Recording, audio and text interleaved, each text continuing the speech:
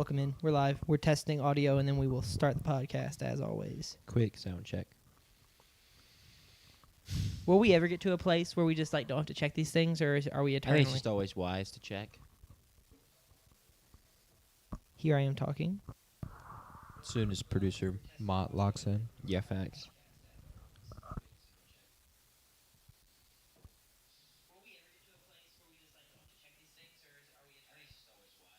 Sounds delightful to me.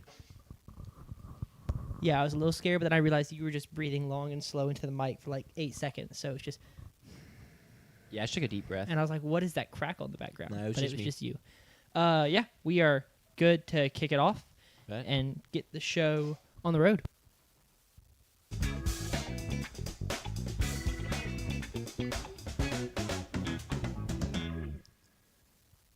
What is up, team? And welcome back to another episode of the Technical Foul Podcast.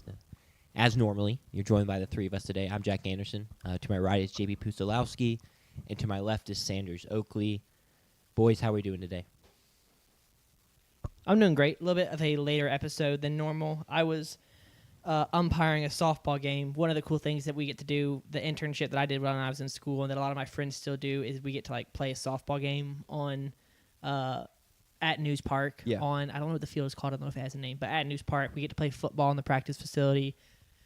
We get to play basketball on the hump, one time a semester. Each of those things get to happen. So it's a pretty cool. And I was umpiring because all of my bosses. It's Sure. just I like to help out Yeah. because it's really cool for the interns. As someone who I get paid now, I remember when I didn't get paid, and it's the things like that that make you want to keep doing, Yeah. keep working. 30 hours a week on top of your class schedule and all of it for free. So I do that to help out and make it fun for the kids. The sophomores and the freshmen out there. Naturally. The backbone of the university's athletic department. But yeah, so it was actually a really great game. My department lost game one, got walked off in extra innings.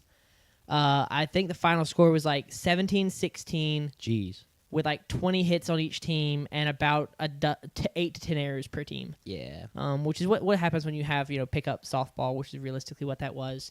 And then game two was a little bit more of a blowout, so I got to leave a little bit early and head over here for a long show, Mississippi State recap. I'll keep it short, not a lot to talk about, and then NBA playoff preview.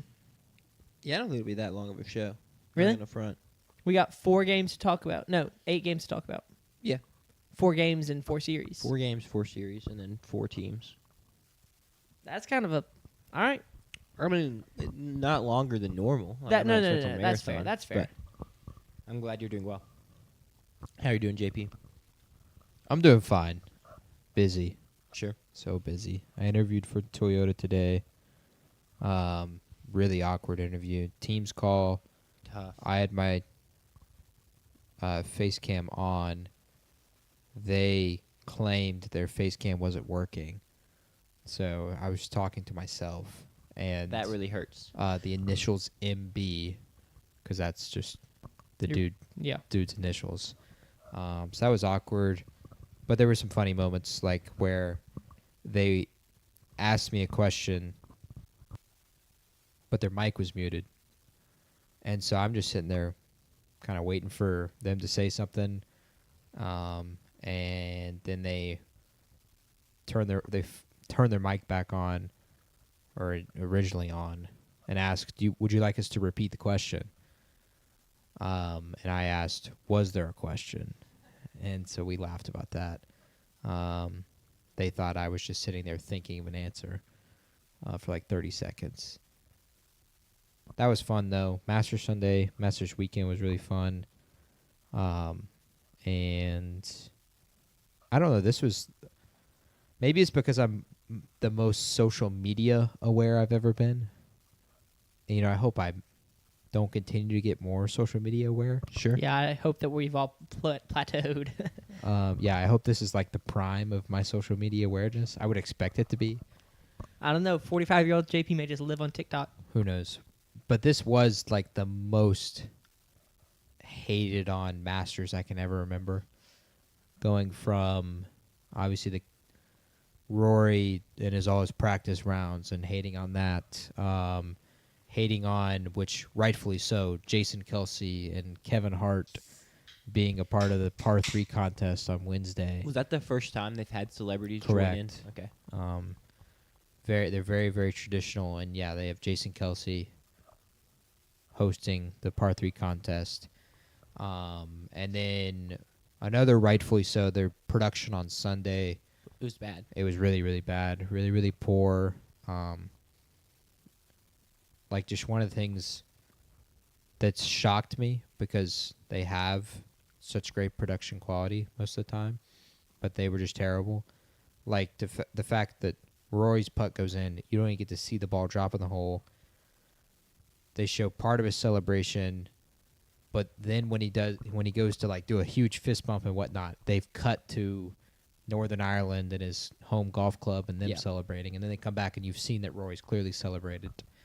I remember at one point, I wish I could remember who hit the drive, and they pan and they're showing the fairway, and me and Wynn are sitting there watching. No and we're ball. like, I don't think I see a ball. Which in my mind I was like, okay, like I guess maybe I just missed it or whatever. Mm-hmm. And then they come back to him in his next shot, and he's over in the pine straw under a tree, and it's like, okay, well I now see why we didn't see a ball, because there just wasn't one in frame. Yeah, no clue. And then there were a lot of the players complaining about the conditions of the course. Very, very firm. Because Rory tore it up over the past couple of weeks. Very, very firm on Thursday, and then Friday it was very soft. And then Saturday, Sunday it was very firm. So it's just like some inconsistencies there. Is that like, do they water it every night or something, or like they try and make it?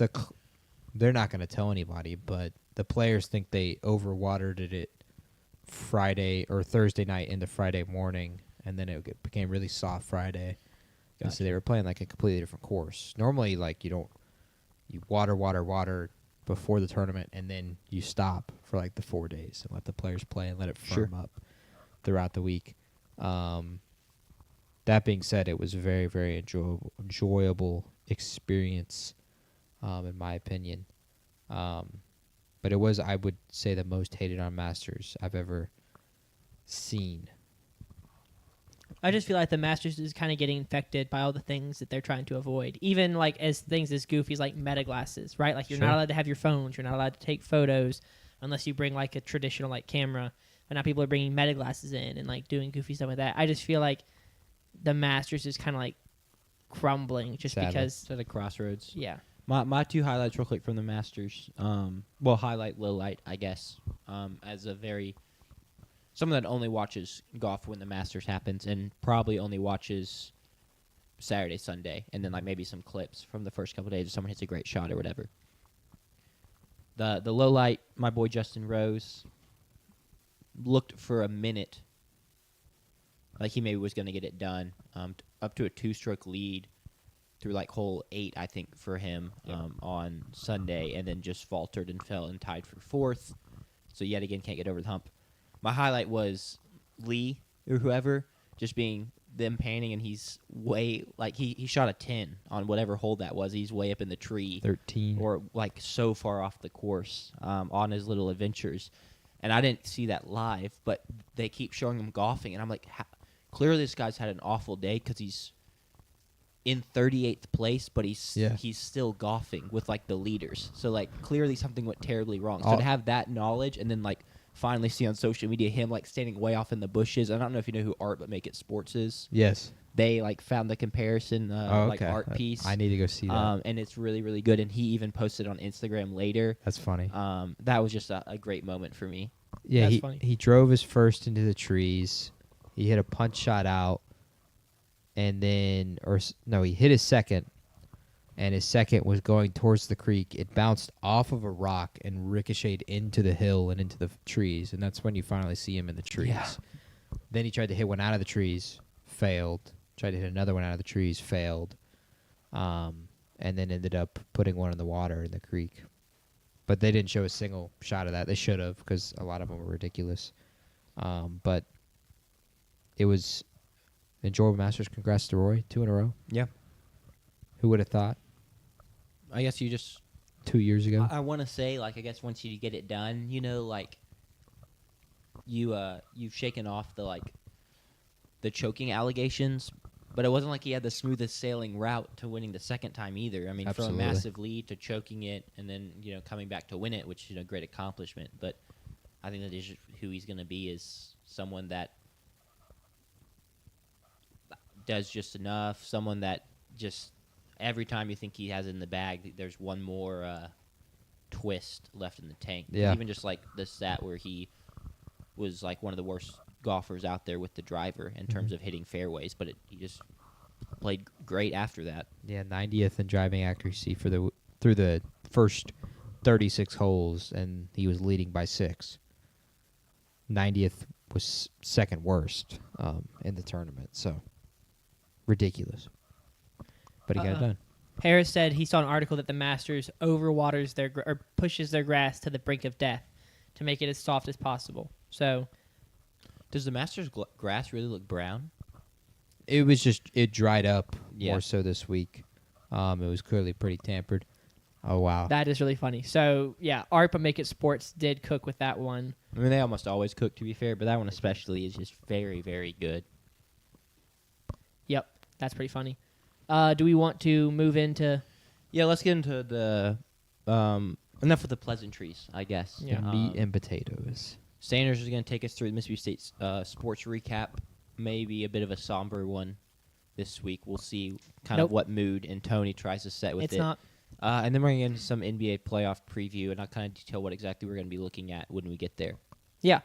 I'll kick it off with the Mississippi State update. I'll start in men's basketball. Men's basketball got their first portal commit, R.J. Johnson, who, JP, I'm sure you can speak a lot on. Sophomore from Kennesaw State. Kind of a bigger guard, 6'4", 225, averaged over 14 points a game last year at Kennesaw State. But what are your thoughts on him? Yeah. I saw you say in Yapping you were pretty excited. Yeah, KSU guard, he was their second leading scorer because their leading scorer, who was scoring 20 points a game, ended up getting suspended for fixing a game a year prior where he was shaving points so that the other team would cover the spread, or Kennesaw State would cover the spread, whatever you want it to be. He ends up getting inserted to, he's got to be the leading scorer for the team. And so his points per game kind of had a little uptick there. He's a combo guard. He's very physical, plays well defensively. He is not a guy that has a deep bag. Don't expect this to be another Josh Hubbard, or even to the degree that like Jaden Epps was this year, where he had some ability to shake defenders. R.J. Johnson's go-to move is to use his size to overpower you to get to the rim. It's like a bit of a Jabari McGee type. A little bit more. I was thinking that. like a short DJ Jeffries. DJ Jeffries, I feel like, Maybe. never really tried to go to the rim. He'd do that little jab step and then pass it back out. Maybe. He would. But RJ, I think, is going to be. He just feels like a really good Chris Jans kind of player, and I'm really excited for that. I think he can score probably maybe 10 a game, and I think he can be a really physical, combo with the less physically imposing Josh Hubbard as a 2-guard combo. Sure. One of the things that we kind of missed is another guard that can handle pressure, that can handle harassment, that can handle some physicality. Last year, point blank, our guards were weak. You can't, Hubbard, with his physical nature, can't impose really, and he can get physically imposed on pretty easily. And then you pair that with Jaden Epps, who is weaker than Hubbard, and Jabari McGee showed some in spurts, but just isn't a great ball handler. R.J. Johnson is physical, is a great ball handler, and he can score to a degree. He's not going to, KD his way to any buckets. Yeah. But he can get to the rim and he can get to the foul line. And so I'm really excited to see him play for Jans. Good analysis. I have a Mississippi State basketball update of my own. As there's the new app Hardwood Empire. And Did you take the job? I did take the job. Of course I took the job. That Big was time. the first Power 4 job offered to me. Though I had gotten so dire from Mississippi State at the time I took the job over that they were listed as a mid-major. I think I had the helm for 6 seasons, maybe 7. And let's just say I was unable to turn the program around. I resigned from the post and took the Utah State job. I think my best record was 12-19. Wow. At that time with the program. I don't know why they kept bringing me back. They kept giving me 1-year prove-it deals, and then like I wouldn't prove it, and then they'd be like, here's another one. And then when I resigned, the reason I resigned is because it's easy for me to be like, okay, like I'll have one more year. They offered me another 4-year contract, and I was like, like I'm not. I don't deserve this. This isn't going anywhere, so I backed out. But yeah, I tried. I really did. That's a different kind of person to like turn down a 4-year contract at a school because you're like, I slunk back to the mid-major ranks. It wouldn't go well. I mean, I'd have seasons where I only had 4 people left on the roster. It felt very realistic. Let's just say that I have more sympathy for Chris Jans than I did prior to taking the job. That's funny. On women's basketball front, Purcell got his second commit. Reese Beatty, a freshman from Iowa State, finished third on the team in assists, averaging over 3 a game, while finishing 7th or 8th in minutes per game. So I believe she had nearly 100 assists on the season. So she was very much a distributor, which is really exciting because that should hopefully complement well the weapons we already have in place in Favorite Nwodozie, Madison Francis, and then the recent portal commit, Callie Smallwood from UAB, who I talked about last week on the update. I'll be interested to see how that plays out because I wonder if assists were just easier to come by at Iowa State because it was just throw the ball to Audi Crooks and then she's going to score.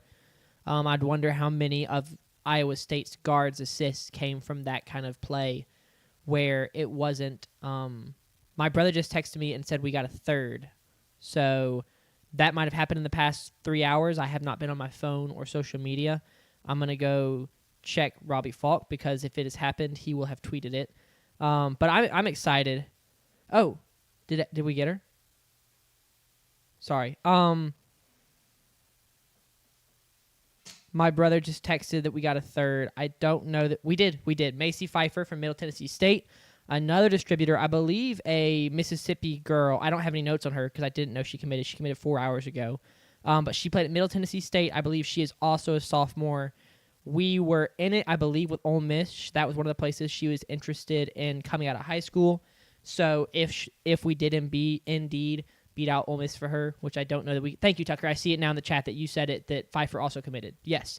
Another girl who I believe had a lot of assists at Middle Tennessee State, not the biggest scorer, if I remember correctly. Like I said, I don't have my notes pulled up. But it's still exciting that Purcell is doing what he's able to do in the portal. I'm interested to see what we do as far as girls over 6'2", because I do think that we will get another 1 or 2 of those, because right now it's just Francis and Nwodozie, and then maybe our French late enrollee. She might be 6'1", but I don't think we have enough size on the team right now, so I think that Purcell is certainly not done, and I'll be interested to see who pops up on the radar next, but that's certainly a big get. I really thought we were going to get her, because when I saw that we were... Well, first of all, she was at the Tuesday night baseball game wearing a Mississippi State baseball jersey. Fire. I believe it was her, or that may have been Reese. I didn't know which was which, but they were there. Both of them were visiting on Tuesday in state gear, so Purcell's doing really well on that front, and I'm interested to see how he continues to approach the portal, and that segues perfectly into baseball, because I talked about both them being at baseball. Baseball went 1-3. Beat UAB, a good UAB team, on Tuesday, and we kind of hope that would kind of catapult us into a bounce-back win over this weekend over Tennessee after getting swept by Georgia. It did not. We got swept by Tennessee, and a lot of fans are despondent and giving up and mad, and I can understand some of the frustration. It's weird. College sports is weird now because some fans have a right to be frustrated, because when you are paying for players to come to the school through donations, you now have a dog in the hunt when you have never really had a dog in the hunt. Average Mississippi State fans. What? That don't have a dog in the hunt? That complain about everything. I agree. But I'm saying that it's weird. Here's what I say. The last 2 weekends don't really matter to me, because you look at other teams. LSU just got swept this weekend by Ole Miss. And LSU is returning a lot of pieces and a head coach from a team that just won a national championship 8 months ago. 10 months ago. So, I don't know. It hurts and it sucks, because as a State fan, I don't like losing, and when I'm very invested in this baseball team, and I'm not financially invested in this baseball team, I don't have enough money to be financially invested in this baseball team, but I am emotionally invested in this team and I want us to succeed, and I'm emotionally invested in Mississippi State. And so it does hurt. Like, I would go over to Jack's apartment and we'd hang out after the game. I'd be like, I hated that loss. Like, I can't believe we lost that. Like, this is depressing. But I'm like, it's on the next game. People who are like, is it Brian O'Connor washed because he hasn't had a good team in the NIL era? Like, the UVA was preseason number 2 last year and finished outside the top 25. I don't really care. Like, that this is just, we're just having a conversation that is irrelevant. Let's focus on winning and getting right and supporting the team. So, they are at Stanford tomorrow, or this video will come out tomorrow. So they are at Stanford tonight. And then we'll go to South Carolina next weekend, which that's kind of a must-win series. Yeah. I know South Carolina has looked different at times since firing the coach they had, the former LSU coach. Pulmonary. Thank you. Since firing Pulmonary, but that team is just not good. At least it did not start out good. I haven't really checked on them. I'm going to assume they're still bottom of the SEC. I've not seen anything to the contrary. They beat Arkansas that one game, and they might have picked up a game here and there, but they're still not a good baseball team. So that's kind of a must-win for us. And then we'll be back here hosting LSU for Super Bowl Dog Weekend. Here's my question, because there's zero reason to freak out about Brian O'Connor being washed because the sample size is so small. I do think fans have every right to be frustrated because 2 weeks ago, everyone would have said this team had legit Omaha aspirations and like would have gone with a good chance to win it. I think they would probably been the second or third favorite. After sweeping Ole Miss, probably the third favorite. And now they don't look at all like a team that is going to make Omaha. And obviously it's 2 weeks. Or even host. They don't look like a team that's going to host a regional right now. Correct. Baseball's a marathon, not a sprint. So like they could come out the basket really hot against South Carolina. They could carry that momentum through the rest of the season. But like, it's the thing, like we talk about expectations all the time on the show. And State fans had what everyone assumed was fair expectations about this team. It was backed up by preseason poll rankings. It was backed up by rankings going into, after sweeping Ole Miss. Talent would have theoretically backed that up. There's people up and down the lineup different years that are probably going to get drafted very high in the MLB draft. Jacob Parker in a couple years. Yep. Ace Reese this year. And now all of a sudden that's kind Tomas of Valinkis and Ryan McPherson next year will both likely be first rounders. Correct. And that's suddenly all fallen apart. And no one really knows why. And so I think for once the frustration is very valid from State fans and fair, even if you don't need to extrapolate that frustration into long-term thoughts about the program. Yeah. And, I mean, Tucker said this in Yapping. He said that this is a team full of really good college baseball players, and it kind of makes sense that we're losing to these teams full of, like, what did he say, MLB prospects or whatever? Yeah, But I just, I think our team, I don't feel like most college baseball teams, I don't think Tennessee or Georgia was that. I mean, we've got Ace Reese, who's going to go in the first round, potentially top 10. We've got Jacob Parker, who was drafted and is already, the top 20 prospect for 2028. I saw him third on a list yesterday. Pitching, we have Tomas Valinkis, and then the step back that we've had, this slide, did coincide with a Ryan McPherson injury. This is true, yeah. And so who knows how much that's affecting the team. But I think we've got enough MLB talent sprinkled throughout the roster to make it not a fair argument to say that, this is just a team of really good college baseball players. And Tucker's in the chat now, which is actually huge because he's dropping some. He said, if we have a top 5 NIL in baseball, it's hard to not be disappointed if this team didn't end up a top 8 team. I agree. That's why I said that it's a weird era of college baseball where fans have more right to be disappointed because it's the NIL era. Yeah, like there is on one hand, it is this is O'Connor's first year. I don't think this holds as much weight as it does necessarily in like football or basketball, but there is still some he's installing his system. Yeah. He's not had multiple years with these pitchers and hitters to have hands-on development. He tailor them to kind of the player he wants to be, and get them kind of fully locked into whatever the hitting philosophy is of the team. And then we have some idiots who are saying that why do we retain Justin Parker? Like as if you want the highlight of the past. Yeah, couple bad seasons. Yeah, it's ridiculous because if you look, I mean, the offense is taking a step back, and maybe pitching has suffered at times, but I mean, you're missing your. We ace. set yes. You're gonna take a step we are back missing our ace. we set a program record for consecutive 6 or more run games. So we scored 6 or more runs in like 15 consecutive games to start the season, which was a program record.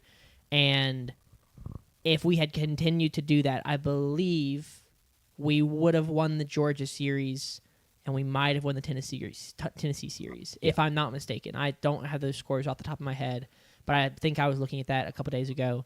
And so, the bats have just gone cold, which happens. It happens in baseball. It happens, and teams get swept. You lose to talented teams in Georgia and a talented team in Tennessee, which Tennessee was a preseason top 10 team, and probably like with the talent they have and the portal guys they brought in would have been up there had they retained their head coach and were not trying to figure out a new system and a new guy.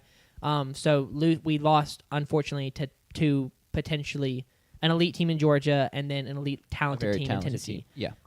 Which sucks, but we just got to move on. I mean, the last thing I'm saying is what hurts, honestly, is like you also just did it at home. Yep. Like that, just you rightfully so brag about how it's the Carnegie Hall of college baseball, and we have the top 25 attendance records, and it wasn't on the fans. I'm not like that's not what I'm trying to say. Like the fans didn't show up, but like the team then needs to play with some pride and trying to protect the home turf as much as possible instead of losing 6 straight SEC games on turf. I feel like even in the depths of the Lamona season, that probably was not happening very often. Of like just losing 6 games in a row in baseball is pretty tough. Yeah, just gonna be. I mean, obviously we just lost 6 conference games. 6 conference games in a row. But then just to do it in the best stadium. I bet we did that in the Lamona era. We had some we missed the SEC tournament one year. That is true. That year, I'm sure y'all did. But yeah, you do it in the best stadium in front of the best fans, and it hurts even more, and it really takes the winds out of the sails. Yep. Well, how about softball though? The team will not get better if the fans give up and start booing them, which I don't think the fans them. will. Yeah. There are some fans who should not be allowed to sit as close to the dugout as they sit. That's all I'm going to say. We got some fans who they sit way too close to the dugout. We had it last year, and they've not been back, which I think maybe.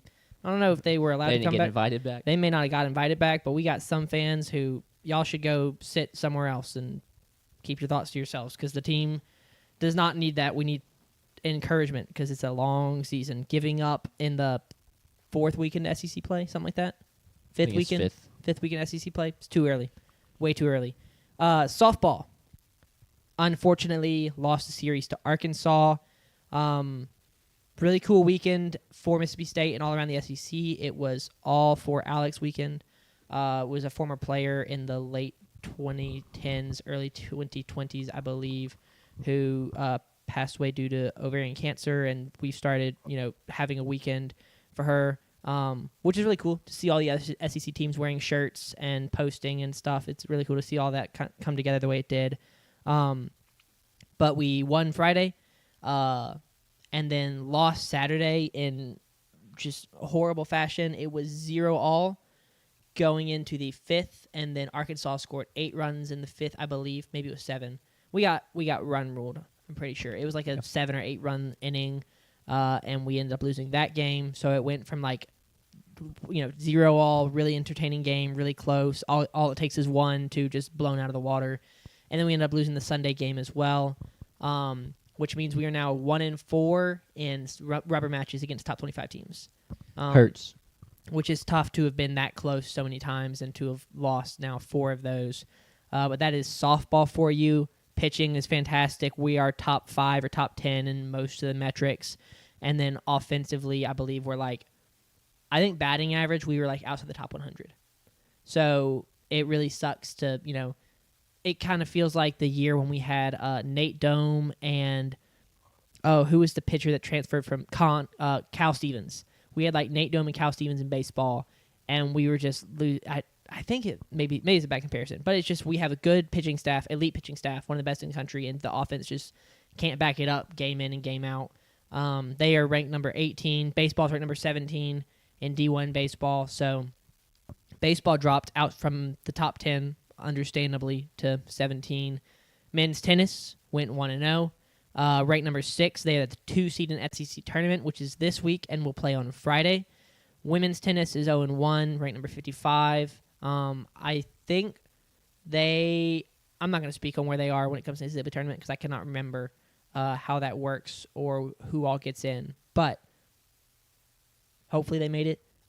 Sure. I believe they're the 13th seed in the SEC tournament. So, but that doesn't matter because we won more SEC games in the previous year, 4 years combined. That's all that matters, improvement. And that is your Mississippi State Weekly Update. Perfect. Thank you.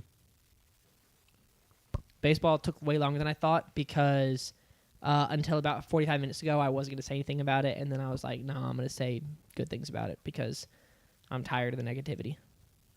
Sure. Well, shall we move Been on? there before. Yeah. You with basketball And football. and football.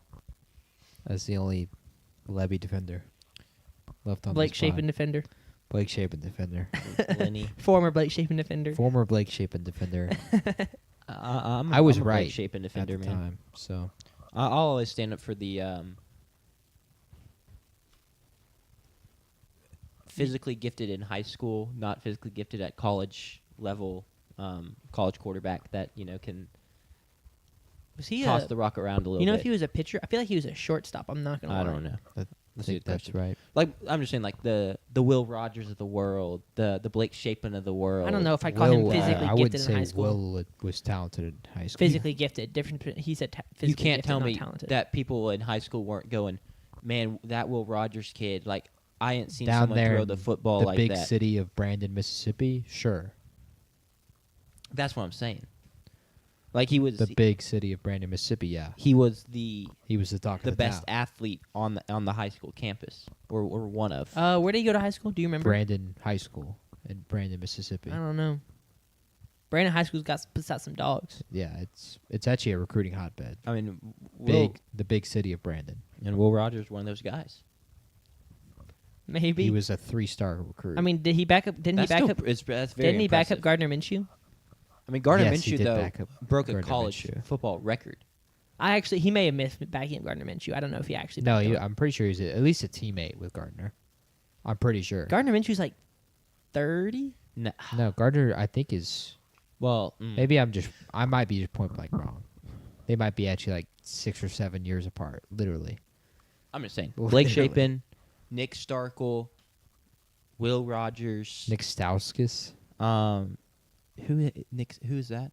Is that You don't remember Nick Stauskas from the Michigan team? Gardner Minshew's Yeah, 29. He was like a top 15 draft pick by the Kings. that is very King's pick? But I wish It Jackson was. was in the chat right now because that would be right Yeah. up his alley. He would. I mean, that's a Michigan guy and a Kings guy. His joke right now is like he just can't wait for the Kings to win the lottery and then draft Darius Acuff. Okay, Is like his bit. that would be sick.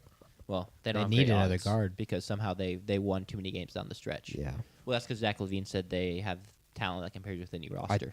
he's not wrong. Yeah, no. I mean, they paid the luxury tax. So Let's think about that. If you are any of those guys who have had like a really good prime in the NBA, yeah, you're sitting on that team. Do you not think, oh, we have DeMar DeRozan, oh, we have Russell Westbrook, oh, we have DeMontis Sabonis, we have talent. I mean, he has Y- actually. and you are one of those people as well. They definitely have way more talent than a 22-60 team. Yes. The issue is none of the pieces fit together at Yeah. all, and their coach sucks. Though they're keeping their coach, so I don't know how he still has his job. Light but the beam. light the beam. Hold up. Will Rogers is 24. So Minshew would have to be Minshew is 28. 29. Oh, it was close. Hold up. I'm gonna try and find. I'm on 3. I want to just find Brandon High Need School. 11. Need like the 2014 or 2015 Brandon High School football roster. Which I don't know if that's I mean, it is the historic high school of Brandon High School. So That's out there somewhere. CT went there.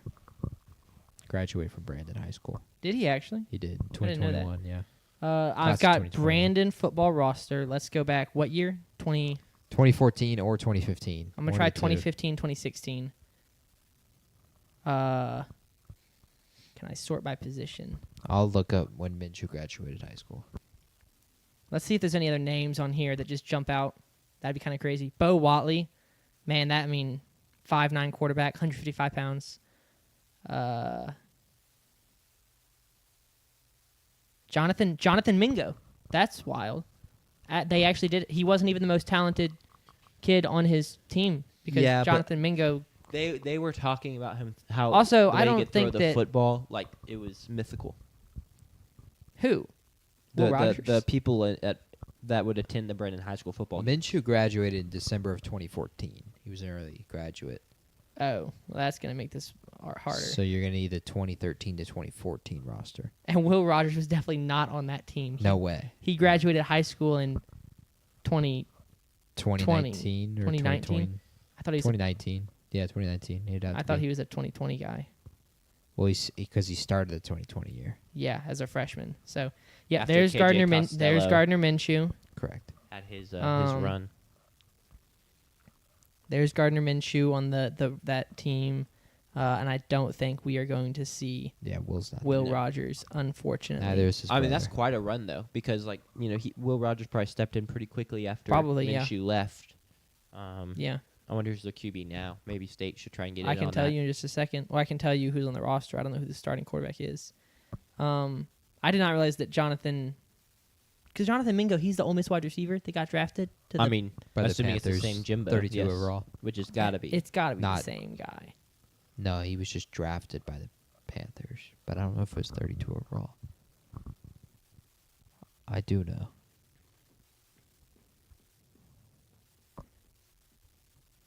Let's see. Frederick. Is it not just called Brandon High School? It is Definitely just Brandon High School. Well, On3 is not pulling it up, which is really sad. Bruh. Because On3 has this Scam. cool thing where you can just see best players to play all time. Wait, I know what I can do. I'm gonna cook. Let me cook. This is a really long tangent, but I'm enjoying. We're too far in Xavier now. Legette. If I But go Mingo to was a Panthers draft. if I go to Second round. Will Rogers, click on him, then I can click on his high. Yep. Alumni. I just cooked. Yep. Jonathan Mingo, 4-star wide receiver. Demario Davis, New Orleans Saints Wow. legend, played for. I did not know that. Went to Brandon High School. That's really cool. Um. I wish CT should have told me that. Well, He's been holding out on you. Yeah. my app just froze, so give me just a second. We're Minshew Mania. gonna. But yeah, that's crazy. Will Rogers, like I said, I didn't realize Demario Davis. Then they also had a Mississippi State defensive lineman graduated from in 2015. He was a 4-star. What was his name? I'm pulling it back up. Oh, okay. Just like, no, it's not Chris Jones. 'Cause he's No, a it's 5-star, but it was not Chris Jones. It wasn't a name that I recognized off the top of my head. Fletcher Adams. only Not know a name Fletcher that I Cox. knew. Any other names of note? That's all of the. Ken Griffith, not related to Ken Griffey. Anyway, so there you have it. Will Rogers was not the most athletic kid on his team because Jonathan Mingo graduated a year before him and was a wide receiver. Quarterbacks always get the most praise, though. I imagine that Ryan Williams got more praise on his high school football team. and the than- most hate. True. Wait, I don't know that Ryan Williams got a lot of hate on his high school football No. team. That's Quarterbacks. quarterbacks. The most Oh, the most quarterbacks hate. do get the most hate. That's fair. All right, that was a fun little jaunt down high school football recruiting class rankings. Do we want to talk NBA? Where was Cale Taylor on that list? I think he was just off. Like Yeah. he was the next name Yeah. coming up. Yeah, Let's talk NBA playoffs. Let's. that's what we're here for. Yeah, we're gonna start it off just talking about the top 4 seeds individually. Just Sounds good. the makeup of their team, kind of their playoff outlook. Obviously, they're the top 4 seeds, so all their playoff outlooks are quite good. But we don't have matchups for them yet. We will cover those Thursday. But since we don't have matchups for those teams, I'm not gonna talk about a series of like OKC versus either this team, or this team. We'll just talk I about think OKC a little bit. We could do that and just pick OKC to win. Well, I have one thought on the Detroit Pistons and who they might play. Okay. But we'll Well, you also- can do that yeah, when we get and to we there. We will do that, and then from there, we will go and hit the play-in matchups that we know, and then from there we will hit up the 4 playoff series that are already locked in, the 3 and 6 and the 4 and 5 seed matchups in Yep. each conference, and then we can skedaddle on out after Will we pick each we of those? pick Okay. We will pick those, and then we will go ahead and pick a Champion. champion. We'll pick conference winners and champion today. Big time. So Remind me to make a post about that because I wanted to make a post about us picking College World Series champions at the beginning of the College World Series. Didn't do that. I wanted us to do a post about picking MLB, like World Series champions at the beginning of the season. Didn't do that. We didn't pick. Or yes, we did. I just did make a post. So just remind me. who did I pick? It's in a spreadsheet that we made. This is true. I just- I'll remind you. Did you make that spreadsheet? It's in some spread. We have. Oh, it's in my notes. I have it in my notes. Cool. I think you picked the Dodgers probably. I just don't know if I did. I don't know if I could bring myself to do that, but I might have, out of despair. I picked the Mets over the Yankees. I picked the Padres. I picked us to get hot in the playoffs. Which with Fernando Tatis at second base, we are. Too early. You need to make that move We right hit before like the playoffs. 3 home runs for the first 7 games and like 15 through the last 7. Have y'all Nice. won every series? No. The We Braves, lost are, to the the Braves Tigers. are the only team in baseball to do that. You're Really? still good enough. Now we did just Yep. get our butt whooped by the Marlins tonight, but it happens. We've all been Miami's there. feisty. We've all been there. They have started off feisty. They're not feisty. They have started off feisty. They will fade, I imagine. NBA Let's playoffs. talk NBA. We'll start with the OKC Thunder. The team that won the most games this season. I don't actually have the record on hand. 64-18. Thank you, 64-18, JP. And as talked about on last week's weekly segments, and they were the winner of chicken dinner. They are now the 1 seed out of the West for the 3rd straight year, and they are looking to repeat off of a fairly dominant regular season. Not as dominant as we initially maybe thought it would be when they started off like 24-1. Yeah. Some injuries got to them a little bit. They just kind of battled. Caruso missed a lot of time. Shea missed a stretch.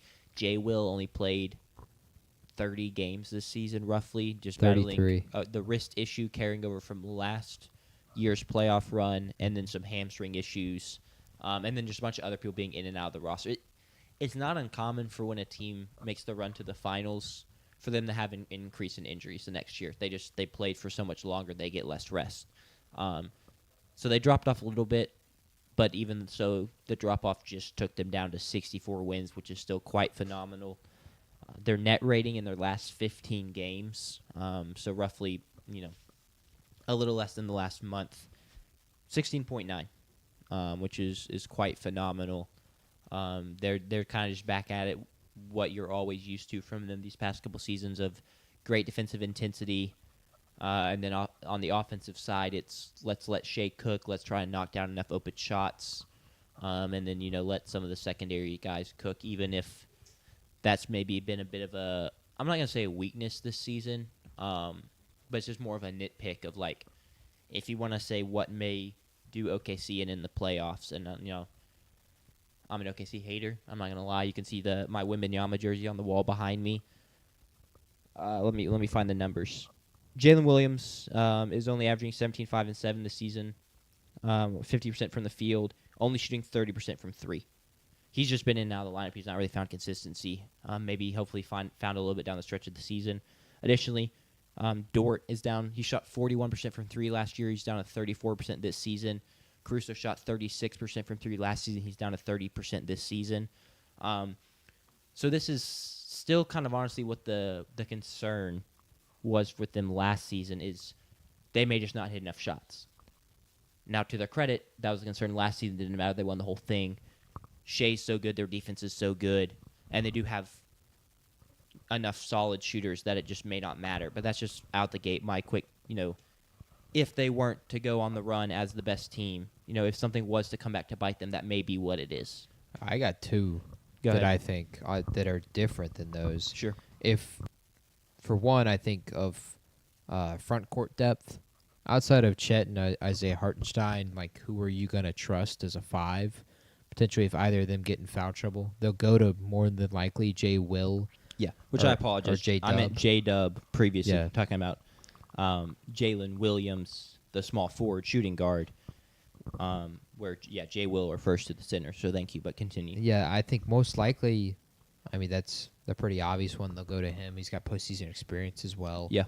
And he's a guy who can just eat minutes, grab some rebounds, foul a few times. Just Try to- and draw a couple charges. Yeah, he can definitely draw a few charges. I think of that as a potential, like, what bodies are they going to be able to throw at? Now, they're only going to face one of them. Yeah. But Wemby or Jokic, what bodies can they throw at those two guys? There's no Şengün to a degree, but Sure. they, I think, have a good matchup in Şengün and kind of know how to handle that to a degree. The other one I think is they have so many guards Correct. that will play minutes, and Shea, AJ Mitchell, who's had a phenomenal season this year out of nowhere, Isaiah Joe, Jared McCain, Aaron Wiggins, Cason Wallace, Lou Dort, Alex Caruso. That's 8 guards. Yeah. They're going to shorten that rotation. Only 4 or 5 of those guards are going to play consistent minutes. When they pick whichever guard that is that plays the 18 bench minutes, does he have the night off the bench to pay that off is a question. Yeah, Dagnall's got to hit the right buttons. You have to make the right decision there. If you go with one guy and he sucks, well, then do you pull the plug and go with the other guy the next game? And what if he sucks? The next guy. I think that's a potential problem for them.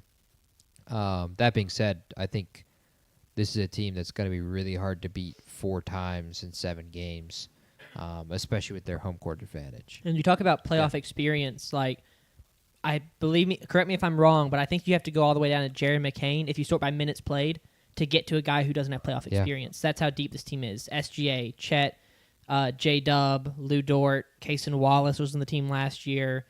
AJ Mitchell was on the team last year. Isaiah Hartenstein. Aaron Wiggins was on the team last year. Isaiah Joe was on the team last year. Jay Will, Alex Caruso, and then you Caruso's finally won 2 different championships too. one with the Lakers and one with the Thunder, and then finally you get to Jared McCain, who was on the team last year. So it's not just like Jay Will that provides depth and playoff experience. It's the entire roster. I mean, you have to go It's through. just the same team. It's the same team. Realistically, Yeah, it's just the same exactly, team. exactly. So that's like they can really not stand to lose anybody, but if one person gets in foul trouble, like this is a very, very deep team and a very, very experienced The team. only person they can't afford to lose is Shea. Right.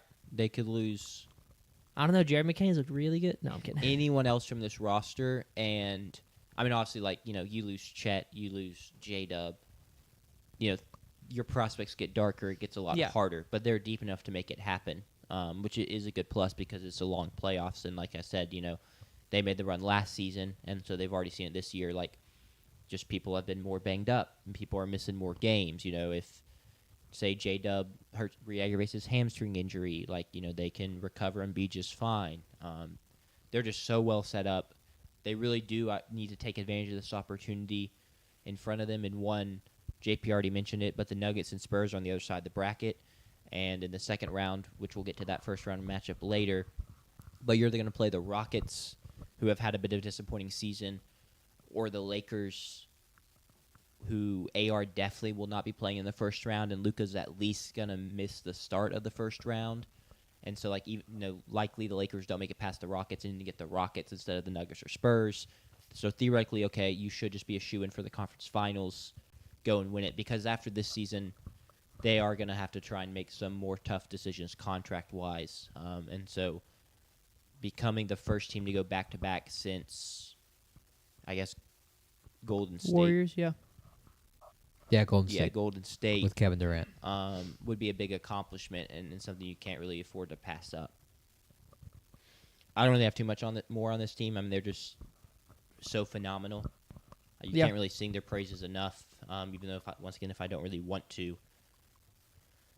But they're so business-like, and they just, led by Shea, they'll go out and handle business. And I guess the last thing I do actually want to say is Shea has really taken a step up this season in terms of, late game scenarios. He's kind of become a guy where it's he's probably going to win Clutch Player of the Year, which is, kind of a dumb award, honestly. But he really is someone that has gotten to the point of his career where he takes a last-minute shot. You just kind of expect it to go in. You're, just basically saying a prayer. You're shocked when it doesn't fall.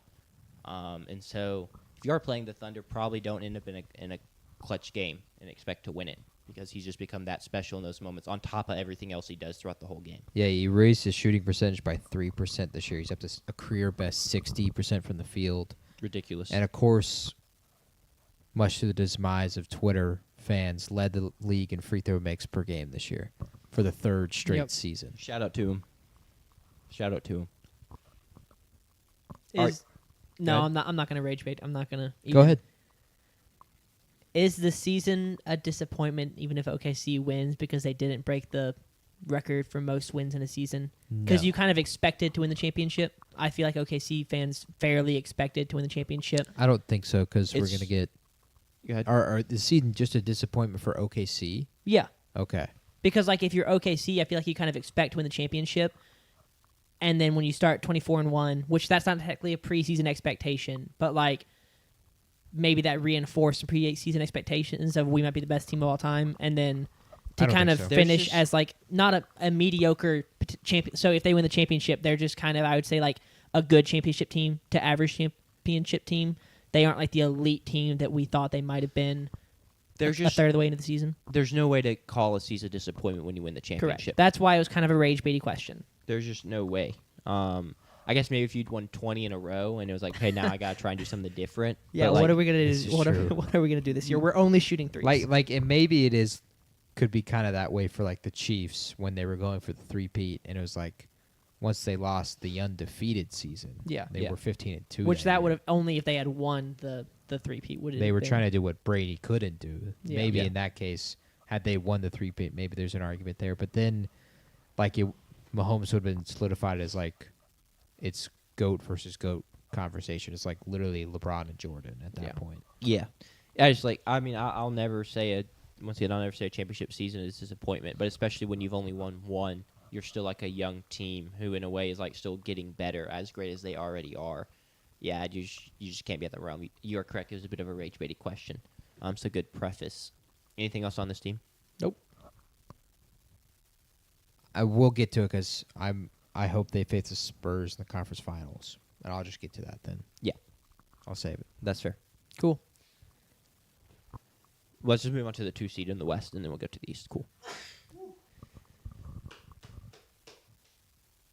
Shockingly, according to preseason win totals, preseason predictions, even for like a lot of Spurs players, when they were asked what their goals were for the season, a lot of them were saying play in. You know, I think everyone thought it was so bold when Wemby said he wanted to be the 6th seed. The San Antonio Spurs won 60-plus games for the first time since the 2017-2018 season. Is it 2017-2018 season or 2016-2017 season? Regardless, Kawhi's last healthy year Yeah. with the team when he got his foot stepped on by Zaza Pachulia against the Warriors in Game 1. I was so mad about that. And as a bit of an aside, we played the Warriors last week, and all of a sudden Zaza Pachulia, just like the camera pans and he's sitting courtside, and as a whole, Spurs Twitter was like, Don't let that man near Wemby. get that man the frick away from the floor. Like, I Was can't it at believe a- he has the at nerve Golden to sit there. State? Yeah, it That was wasn't the at game Golden when State. Wemby got hurt. It was right? not. Mm-mm. Okay. He got hurt in Philly. But That's yeah, right. that was the last time we won 60 games. We've been to the playoffs once since that 60-win season, but this is the first time for the Spurs back in the playoffs. Shout out in Derek White. 6 years. Shout out Derek White. And they get back to the playoffs in resounding fashion as the 2 seed. Though their last 15 games have a net rating of 16.9, which is quite phenomenal. Oh, I lied. 13.8. Sorry, I read OKC's net rating again. 13.8 is still quite good. This season has really been spurred by the leap of Wemby to a consensus top 5. Most people probably even say top 3 consensus player in the NBA. Just what he's done defensively as well as offensively in the scoring, but then even just the gravity he creates. And then his leap has coincided with a year 2 leap from Stephon Castle.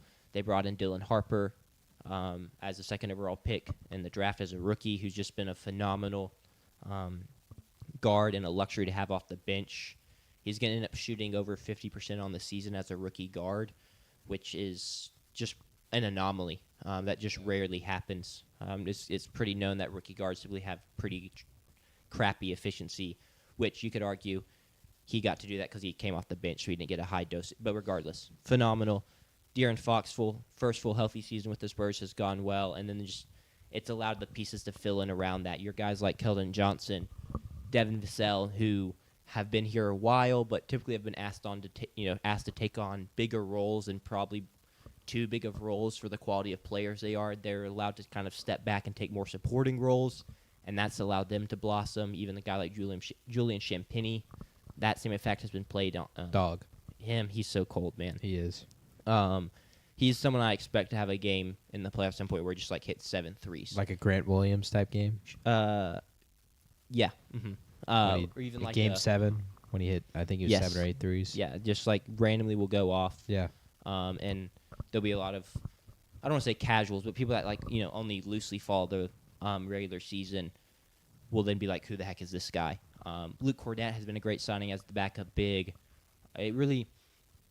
It's a weird combo. Like, it really has been Wemby, but then at the same time, they've actually played pretty well without Wemby and have a good winning percentage without Wemby.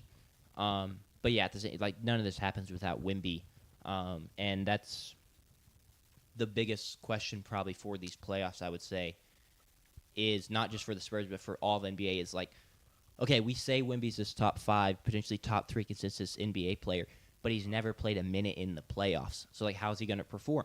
How is his body going to hold up against the physicality? He's playing less than 30 minutes a game. If he bumps it up to 35, 36, does his play drop off? Does he get gassed? How's the stamina? Yada, yada, yada.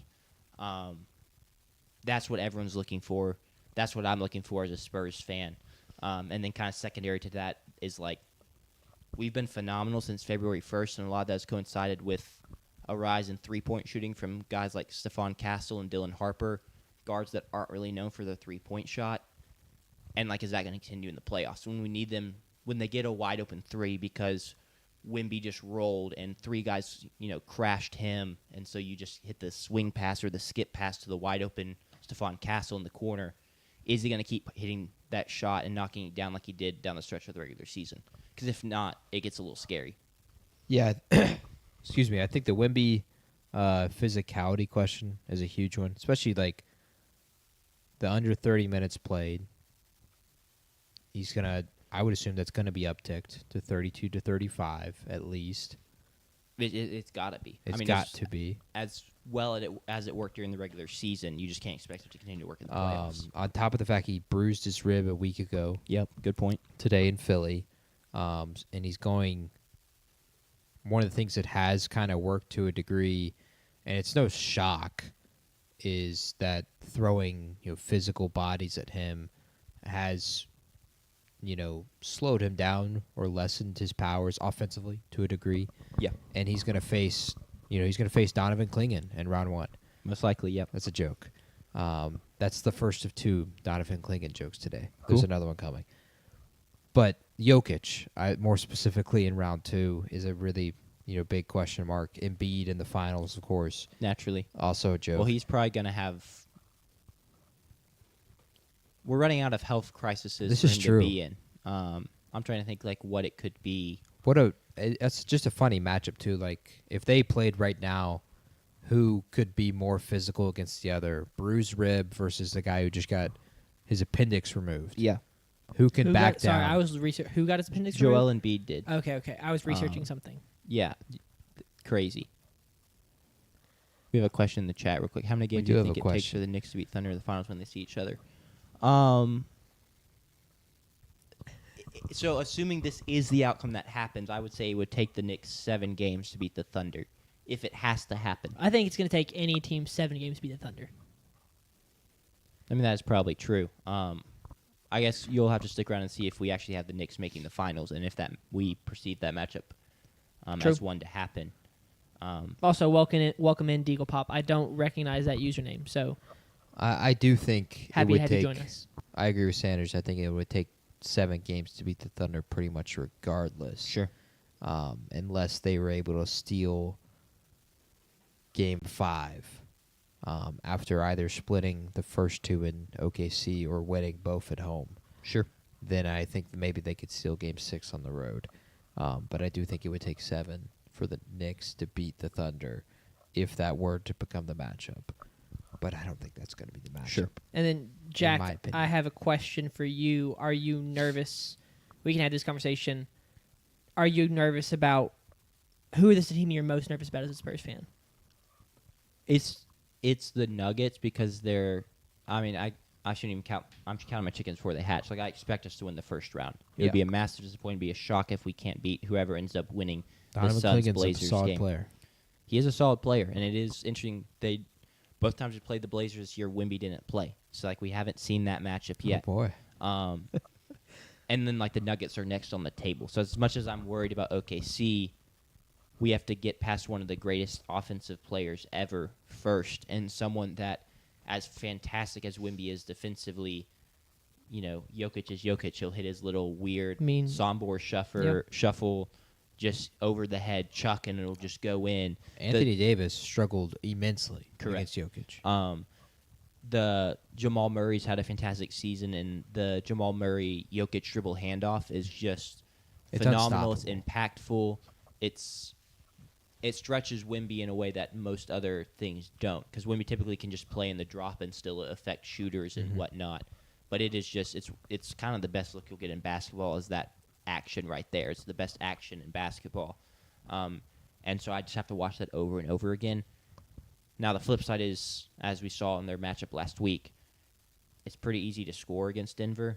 They've been terrible defensively. Some of it is due to injury, so maybe they tighten up a little bit on that end. They also just have one defender, Aaron Gordon. And That's then maybe a little Peyton Watson, but it really is Aaron Gordon. And he is someone that maybe can match up with Wemby well because he's really strong and he can still move pretty well. But, yeah, it's the Nuggets just because they're first on the list. And, like, the thought of having to beat a Jokic team 4 times – feels like such a crazy tall task. They're also the only of the top 4 seeds that y'all didn't win the regular season series against. Correct. Like y'all beat the Thunder like 3-2. Y'all beat 4-1. 4-1. Excuse me. Yeah. Y'all beat the Lakers. Maybe that one was 3-2. Yeah. With the NBA Cup and all that. Yeah, but I think we only beat Denver once, and funnily enough, it was a game Wemby didn't even play in. Oh, that's Shout out funny. Devin Vassell for just And then catching y'all a heater beat in that the who's the final? Rockets. Are the Rockets the 4 seed? They're the Lakers seed. are the 4 seed. Lakers are the 4 seed. Y'all beat the Lakers. Yeah, so y'all beat the Thunder and the Lakers, and the Rockets as well, I believe. But you did not beat the Nuggets or the Timberwolves. The Timberwolves, I think, beat y'all 2-1, or y'all tied 1-1. I think we tied 1-1. Yeah. I feel like we would have played a third matchup, but I don't remember it off the top of my head. So. And then Deagle, we'll be rooting for the Knicks, I guess, because I don't want you to lose your life savings. I can't. Hey, he's a new listener. I can't root for him to lose his life savings. And Jalen Brunson's kind of funny. He looks like a little what's kid. the saying? Make stupid bets, win stupid prizes, or something like that. Yeah, that is a saying. Yes, that's. But what I it don't is. think that's applies in this case. The stupid prize he wins is having no money. So Enjoy your I'd say stupid that's on prize, him. I guess. Sorry, Deagle Pop. Anything else on the Spurs? I don't think the Knicks making the finals is that bad of a bet.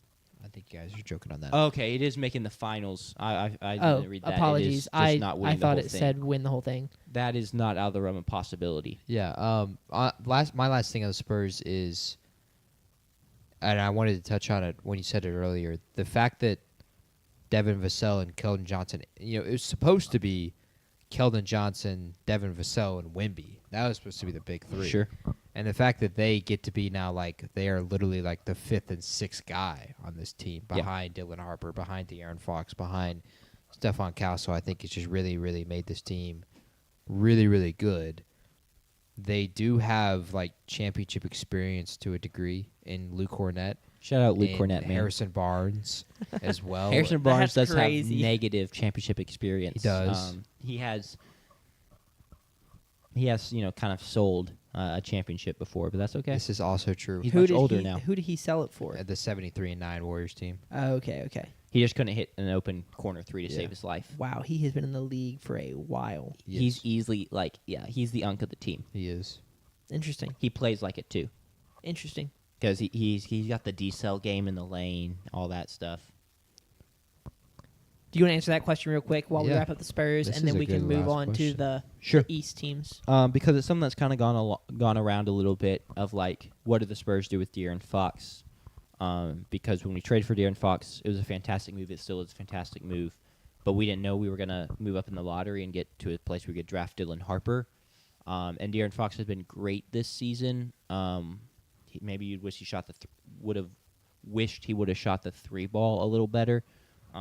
But barring a Wemby disaster class and him just clearly not being ready for the playoffs, when we lose, the spotlight's probably going to pivot to that again of oh, De'Aaron Fox is the reason they lost, and then it'll be y'all just gave De'Aaron Fox the max, and he still has 3 more years left or 4 more years left.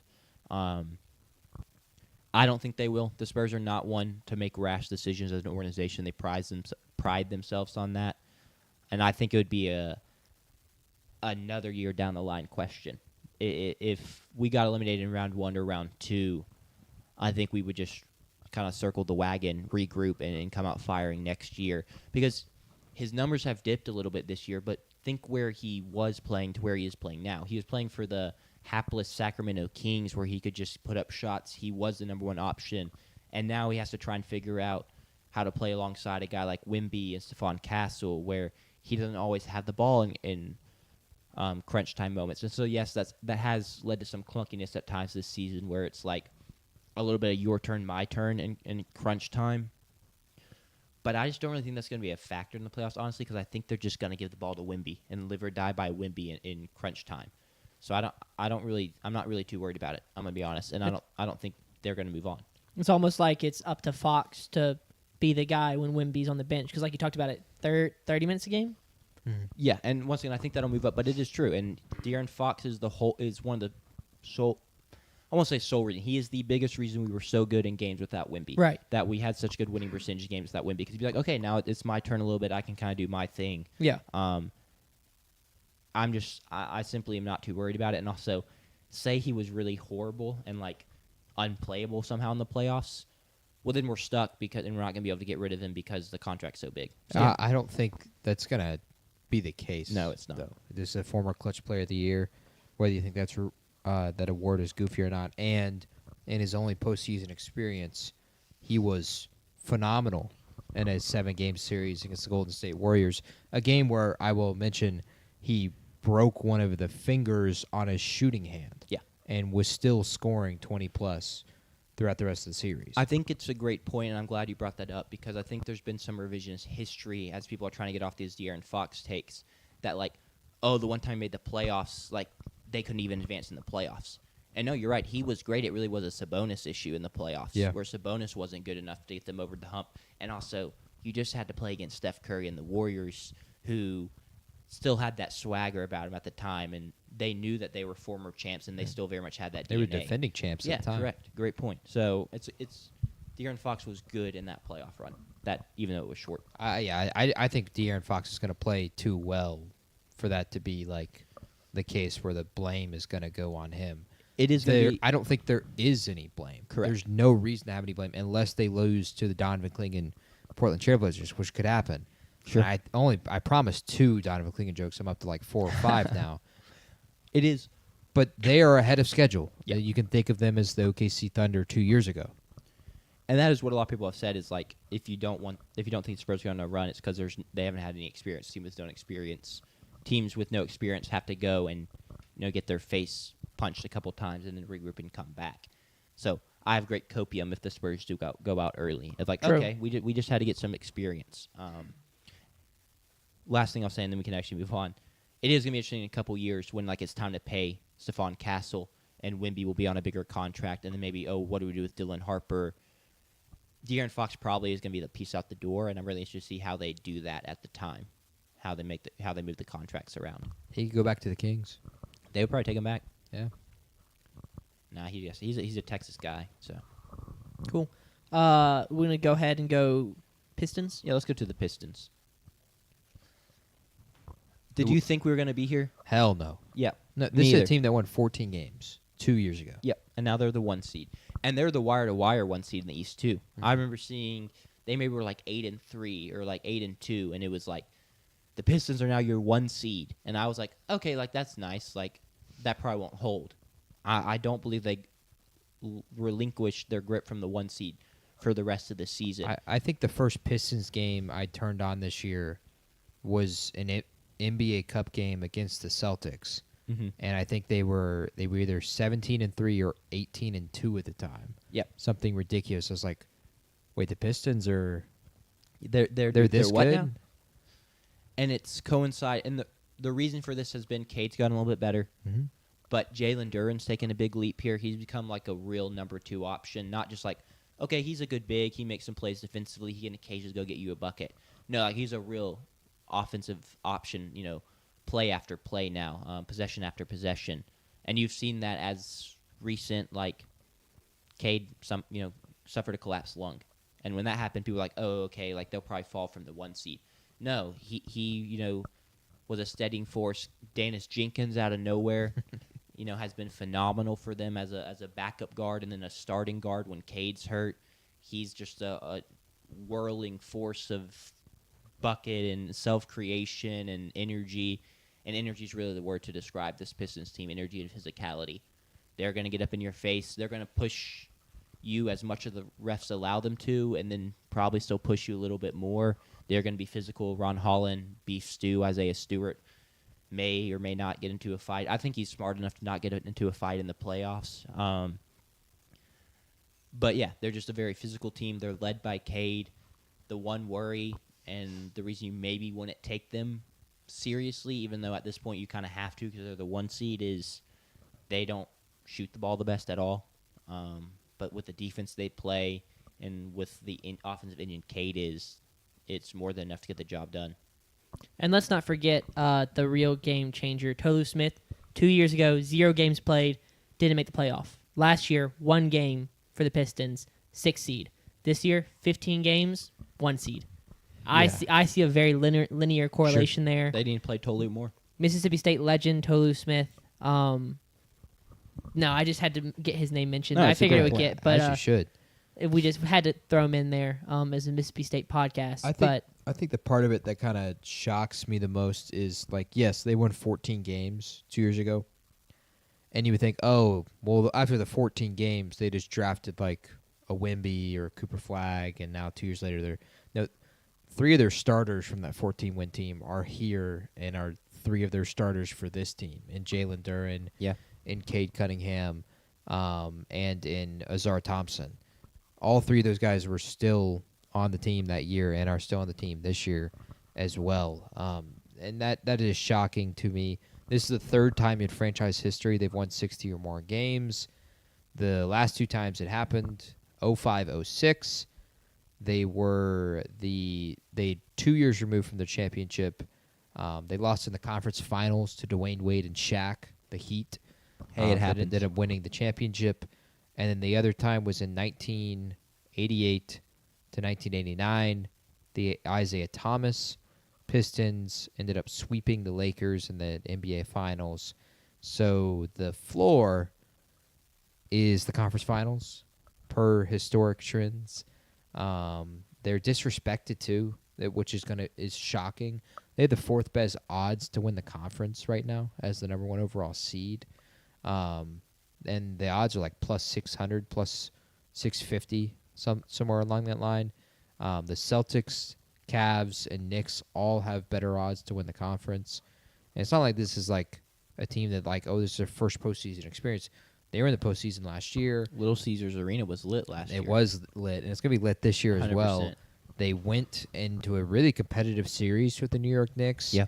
Cade Cunningham had some really good games up in the Garden. So, like, this is a team that's not going to falter or crumble in a big moment. I think the biggest consideration of this is where I did have to mention a potential matchup for a 1 seed or 2 seed. I do think they would potentially have a bad matchup if they were to face the current 8 seed Orlando Magic or the current 10 seed Miami Heat. This year they were 2-2 against Orlando. They were 2-1 against the Heat. But I do think the experience of NBA champion head coach Eric Spoelstra, Bam Adebayo, and that crew may give them a tough test. And then the Magic, they were 2-2 against this year. Boncaro was very, very good in those games. He was averaging 26+, and then Cade averaged 33 a game against Orlando. He was the driving factor for the Pistons in those games. But with him coming off his collapsed lung, is he going to be able to score 30+ against the Orlando Magic? I don't think in either of those series, you're looking at the Pistons losing, and I wouldn't pick against them. But I do think it could be pushed to 6 games, and that's big because you lose rest for the next series. Yeah, I mean, you never know with the Miami Heat. The play-in veterans, it's Yeah. almost like now their season starts, They've won as an 8 seed before as well. And then Orlando's immensely talented and finally healthy, but have just been playing bad basketball for most of the season. So that one is, I feel like they would. It's like asking them to do something they've not done all season. So like, I don't really expect that to happen. I hope the Charlotte Hornets play them because That would be lit. just the fact they fought earlier this year and like there's clear bad blood. So I like for the first round where a lot of the series end up not being very great, you're really just kind of waiting for more of the heavyweight fights down the line, and you're just watching, the couple good series and then like interesting storylines. That'd be an interesting storyline to It follow would be. in the first round. For us, like, it's two teams that have been like historically bad throughout Yep. our entire lives. In the last decade, both those teams have only been to the postseason. Is it? Pistons been twice, and then the Hornets once. Yep. And so these They've been teams have been memes. terrible. Yeah, I remember how big of a deal it was and how happy Detroit was when Blake Griffin carried them to the 8 seed that one year. And they was just like, wow, like this is fantastic. And it was like, I guess, congrats. Anything else on the Pistons, Sanders, JP? I know nothing at the moment. We'll get to them Celtics. pretty soon Yeah, it's the Celtics. when they actually start playing games. Another team like the Spurs, like the Pistons, even if you had told me Boston was going to be the 2 seed, I would have. Not so egregious. I would have laughed at you, but I just don't know if I would have believed you because we knew Tatum was going to miss most of the season. We didn't know how much. We thought maybe he'd even miss the whole season, depending on how the season went. They kind of collapsed in the second round of the playoffs last year. They moved on from Porzingis and Drew Holiday and Al Horford. So it kind of seemed like a quasi-reset year. But the operation is just simply too good in Boston for that to end up being the case. And also random, year 9, year 10 Jaylen Brown leap, where he showed he could truly be a Batman and was not just always going to be Jason Tatum's Robin. He was phenomenal this year. He's probably ended up being first-team All-NBA, which is insane to think about. Is it really year? He's going to be in MVP ballots too. Yeah, Yeah, it's year 10 for him. That's crazy. Year 10. That's like a year 10 breakout season. So it's him, and then obviously you still have Peyton Pritchard, Derek White, but then they find these kind of project pieces that have bounced around a little bit or, had been given up on by former teams, and Neemias Queta to play center, Luka Garza as a bit of a stretch option, also a big man. Sam Hauser's still there. Baylor Shireman's been great down the stretch. Metro Shubin legend Baylor Shireman. Shout out Creighton. And then with Joe Mazzulla at the helm, they just kind of seem like they're just not gonna ever not win 50 games at this point, no matter who runs out there. Yeah. They just play so connected. They have the perfect identity. They know how to game the game in terms of getting extra possessions and, threes are worth more than 2, yada, yada, yada. I've announced that twice this podcast, but I guess, it is what it is. Phenomenal accomplishment from them. Joe Mazzulla is probably going to win Coach of the Year, and it's deserved because just a fantastic coaching job. And also credit to the players. I mean, there's legit ballers out there, but wild that they're here as the 2 seed. Yeah, it's supposed to be a gap year. Yep, exactly. Instead, Jaylen Brown is, I think, going to be All-NBA first team. He's going to be on MVP ballots. Jason Tatum returned, played 32 minutes a game, was actually pretty solid, all things considered. You compare that to what Tyrese Halliburton has looked like, where Halliburton's fat now, but that's because he has some The medication side effects. Yes. Yep. So you can only call him Halliburger as a joke. Yep. In love. Yeah, in love. But- As a Celtics fan, I'm allowed to call him Halliburton. What was supposed to be? I mean Pacers fan. Sorry, we're talking about the Celtics, and I just. What was supposed to be a gap year, and they now have the best odds to win the conference. I think the health issues is going to be the biggest question mark at this point. While it may have been they were just resting Jaylen Brown, he was also listed as an Achilles injury. Scary. And he missed their last game because of an Achilles was what was listed, not a calf, an Achilles. You also have Tatum coming off an Achilles injury. Is he going to be able to play a full series, multiple full series? But the biggest question for me is roster composition and from a basketball perspective, the 5 spot. Kada, Luka Garza, and Nikola Vucevic, when this team won the NBA Finals and won the championship, they had a healthy, dominant Kristaps Porzingis. Yeah. When they didn't, it was because Al Horford was playing the 5 and they didn't get consistent minutes at the 5 and a consistent presence at the 5, or it was Kristaps Porzingis with AIDS and he just couldn't play well or he didn't play at all. On top of the fact that none of those players have postseason experience outside of Nikola Vucevic, who his only experience is losing in the playoffs after 5 games. And I'm pretty sure that only experience is in the bubble, too. Yeah, I think that's right. It was in the bubble against the Bucks.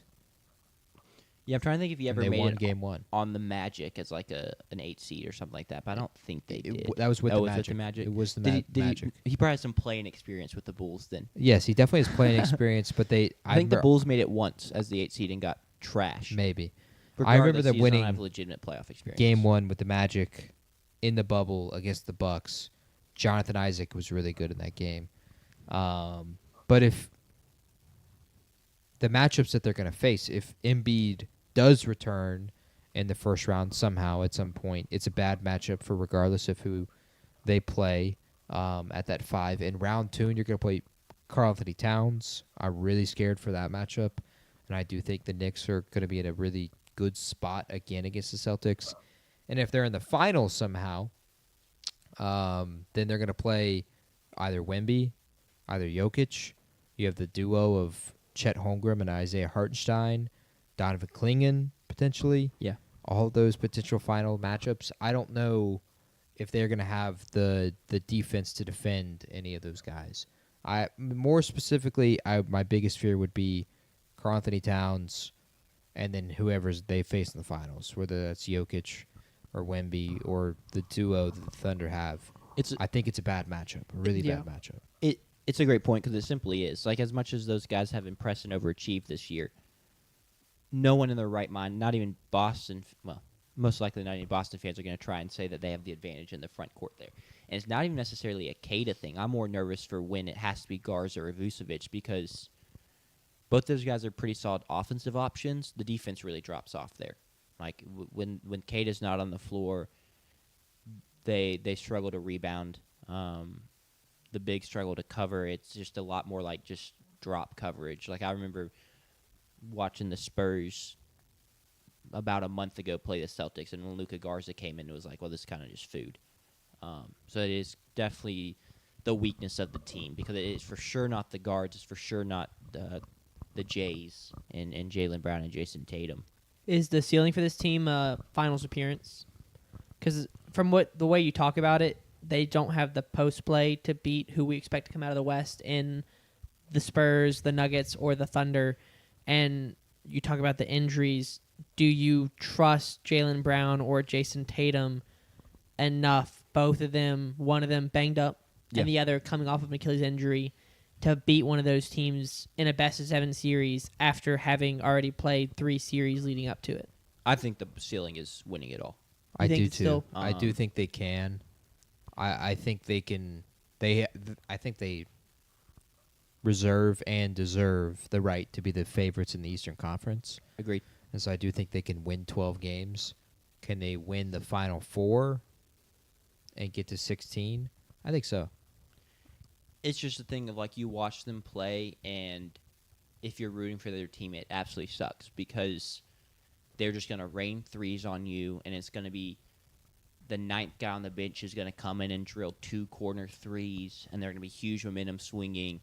And then aside from that, when they're right and when they're in the right mindset, you have Jason Tatum and Jaylen Brown working downhill, getting into the paint, finishing at the rim, but then also, they can spray out to open threes, and they can hit threes of their own, all led and by the mastermind Joe Mazzulla. Like, it's really scary and really, honestly, just frustrating to face their offense. I think if it's they just got well-oiled. a matchup like the Spurs in the finals, 100% with the could lack beat of the experience, Spurs. they could 100% beat the Spurs. So I think they can At that win point, the Spurs will have at least 12 games of experience, though.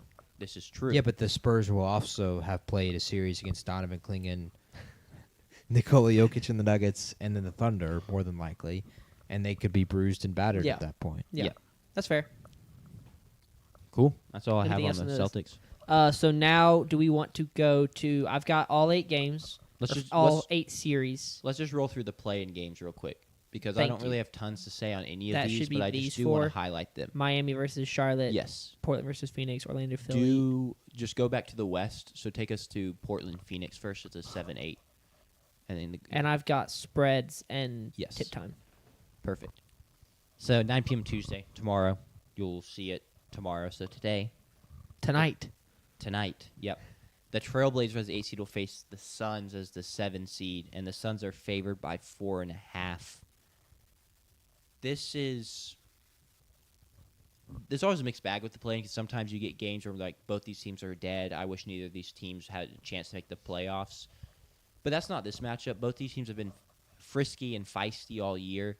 The Suns have really overachieved. This is kind of, I wouldn't say the Trailblazers overachieved, but this was kind of a higher end of their, higher percentile outcome for them just with all their young pieces. And both of these teams would love to make the playoffs. I don't think either of them have,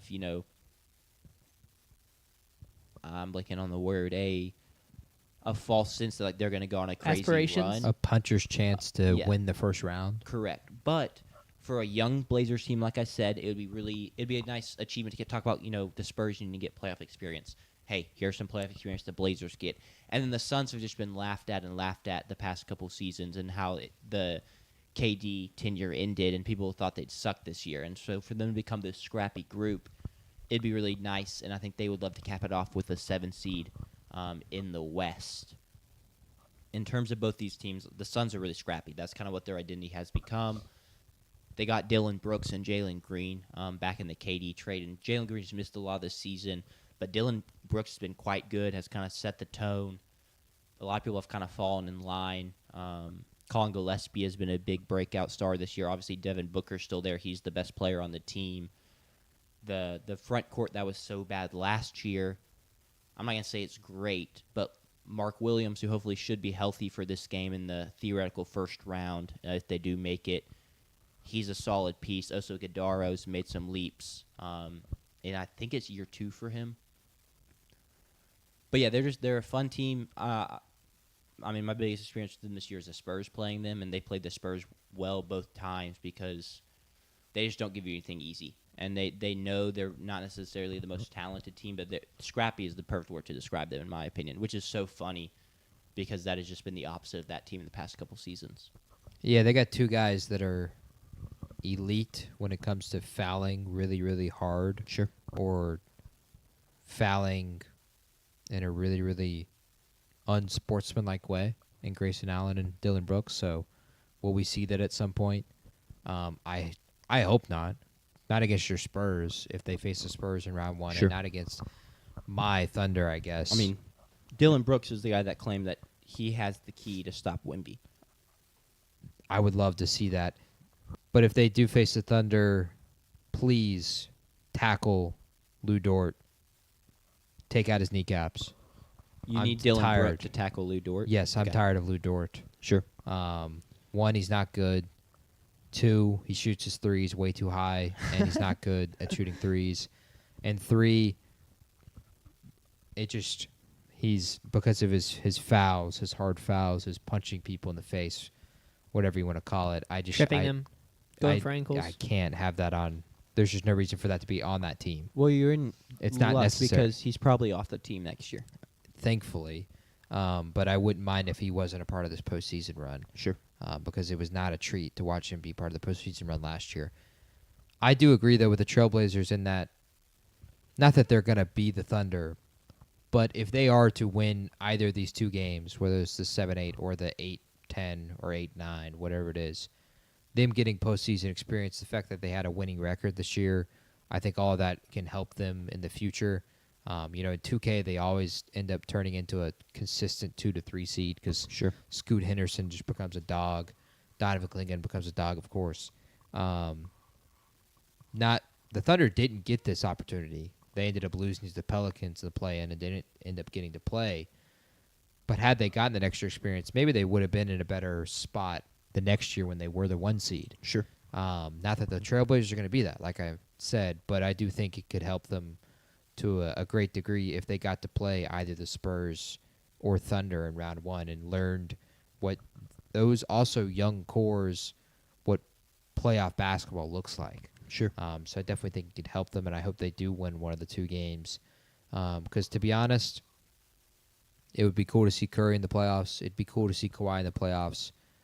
But it also would be cool to see some new blood there. And neither the Clippers or the Warriors are in a spot where I think they're going to beat the Thunder. So Yeah. I'll say it right now. I hope these two teams are the two teams that make the playoffs, and I expect them to be the two teams to make the playoffs. The Blazers are a joy to watch, as they're probably they're above 500, so that's mean, but like they're not a great team. But they're probably the most fun, not great team to watch. Maybe if you want to call the Hornets in that category too, then the Hornets are there. But like we've seen some healthy scoot down the stretch. Klingon has really, over the course of the season, gotten better and better as a legit he's averaging interior 12 force. and 12. Yep, such a great rebounder. Shaedon Sharp is fun. There's been some Drew Holiday sprinkled in as kind of veteran presence. Tamani Kamara. I'm not the biggest Denny Avdia guy. I won't lie. He is kind of the black sheep of the group in terms of I think he is the true foul baiter of the NBA. Not Shea, him. I saw you had Caleb Love pulled up. Like, it's really funny. Caleb Love's there. They play really hard. Coached by Thiago Splitter, which it is funny that the way their season started was their head coach getting arrested for gambling. And so Thiago Splitter took over, and he's done a pretty good job. I'm kind of surprised the Suns are favored by 4.5 in this game. I guess like home field. It's dropped down to 3.5. Okay, it's dropped down 3.5, but like home court matters. But I think the Blazers are just honestly the better team here. Is that who you're gonna pick? Are we gonna pick? Oh, this? we picking these? I have the Blazers winning this game. It doesn't matter. Does not but- matter. And then we get Wemby versus Klingon. I would like to see Wemby versus Klingon as well. So give me the Blazers. Cool. I'll make like a sheep and follow along. Sure. I'll pick the Blazers. Cool. Well, let's get on to the 9-10 matchup in the West then. And you mentioned Steph Curry, you mentioned Kawhi Leonard, and that is kind of the headline of this matchup is the two of the faces of this, fading era of NBA in Kawhi and Steph Curry will face off. And I'm not going to lie, I'm not sure either of them or either of these teams really have much desire to make the playoffs. It's just been a horrible season for the Warriors from an injury standpoint. Jimmy Butler tears his ACL. Curry missed a lot of the season. You've just straight up not been very good. And I wouldn't be surprised if they're just like, hey, Curry just got back healthy. We'd rather just not make the playoffs, not risk Lou Dort diving at Curry and hurting Curry again, and get into the offseason where we say a prayer and try and make one last gasp to fix this roster that I don't really think is that They're going to get fixable. the first overall pick, so they Okay, would there you go. prefer Yeah. to lose this game. And then kind of similar for the Clippers of like, we've turned the page on this group. We traded away James Harden. We brought in Darius Garland, a much younger piece who has played really well for the Clippers. We're ready to get to the lottery and see if that Pacers pick conveys to us or not, and we really hope it does, and then we can go from there. We're still trying to figure out if the NBA is going to punish us for the Kawhi Leonard aspiration scandal. You just can't really tell me Kawhi Leonard even really wants to go play the Thunder in a first-round series and just get beat up and down the court on both sides of the ball for 4 games and then head home. Like I just can't be convinced these teams are really going to try. And maybe I'm wrong. I mean, I tried to make that proclamation last year about a couple teams, and I was wrong. You just never really know who's going to decide to show up. But that's kind of where I'm at with this game. Yeah, I'm not going to watch it, I'm going to be honest. Sure. Only way I watch this is if it ends up like being close down the stretch. Sure. Because then I do get to watch like potentially Curry and Kawhi trade buckets, and like that's fun. It is fun. But I do think both these teams are in the playoffs next year. Sure. I mean, to speak to them, I don't know if they're really going to try. Steve Kerr said Curry's going to be on a minutes restriction for this game. Huge. Like, I'm sorry. I don't think they care. Like 46-minute restriction. Yeah, That's the I restriction. mean, it could become that. We've seen that before, but cool. Let's move on. I'm picking the Warriors. I'll pick the Clippers. I'm a Kawhi guy. I'm going to take the Warriors. Sure. Move on. Shout out Brandon Podziemski, by the way, for scoring 30 points. It's a huge Shout out moment. to in him. his That career. was huge. Although I will say, it depends on how you view it. I hate that now we have all these Twitter accounts. I'm not tweeting until blank player scores blank until I saw one that was until Will Levis throws for 400 yards. Is that Um, Harris? No, it was not. It was not my brother, the Will Levis fan. But that's on the one hand, it's like a negative because that's all that's in my Twitter feed. But the good thing is if these people hold to their word, none of them will ever tweet again. And they won't reap the rewards of it really No. either because it won't do numbers like the first one No, did. the numbers that first one did, I actually want to pull it up It's because probably like 300K likes now. it was ridiculous the amount of him. And you saw JP that he bought Twitter Premium Yes. so that he could.